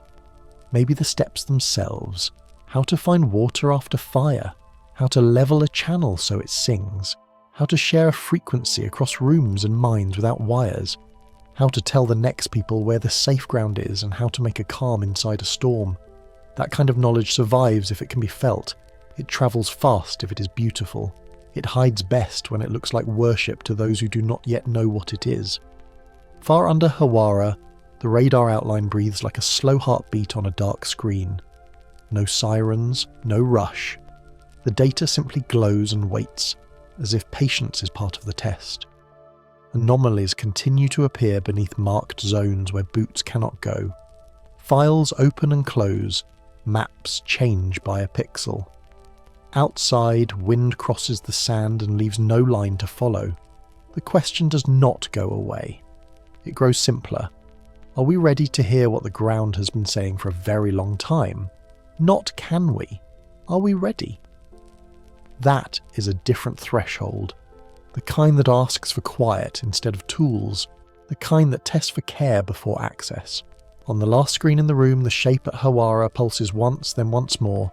A steady beat, then a pause, then stillness, except for the faint hum beneath it. Whatever waits down there does not ask to be believed. It asks to be approached with the kind of attention that builds, not breaks. And for the first time in a long time, the next move feels less like excavation and more like listening. If a 40-metre object waits under Hawara, the real story may be why it sits where sound and water meet. The Fayum Basin breathes groundwater through limestone like a slow lung, and voices carry in those cavities farther than they should. Place a sealed metallic form at that junction, and it becomes a listener, a tuner, or a vault that needs moving water and human presence to come alive. Supporters suggest that choice was no accident, that it completes a system designed to endure droughts, floods, and regime changes. Critics counter that it's a coincidence shaped by geology. The setting still asks its question. The work that follows needs patience. Scanners can see outlines and density shifts, but proof arrives at the speed of access, funding, and paperwork. Some whisper that the long delay is its own kind of data, the dragline of a truth that complicates budgets and textbooks. Others dismiss that as drama. Either way, momentum is real.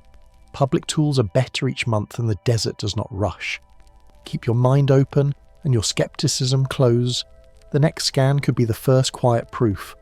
If a door under Hawara opens, it may hold water stains, tool marks, and a record of choices made when the world last changed.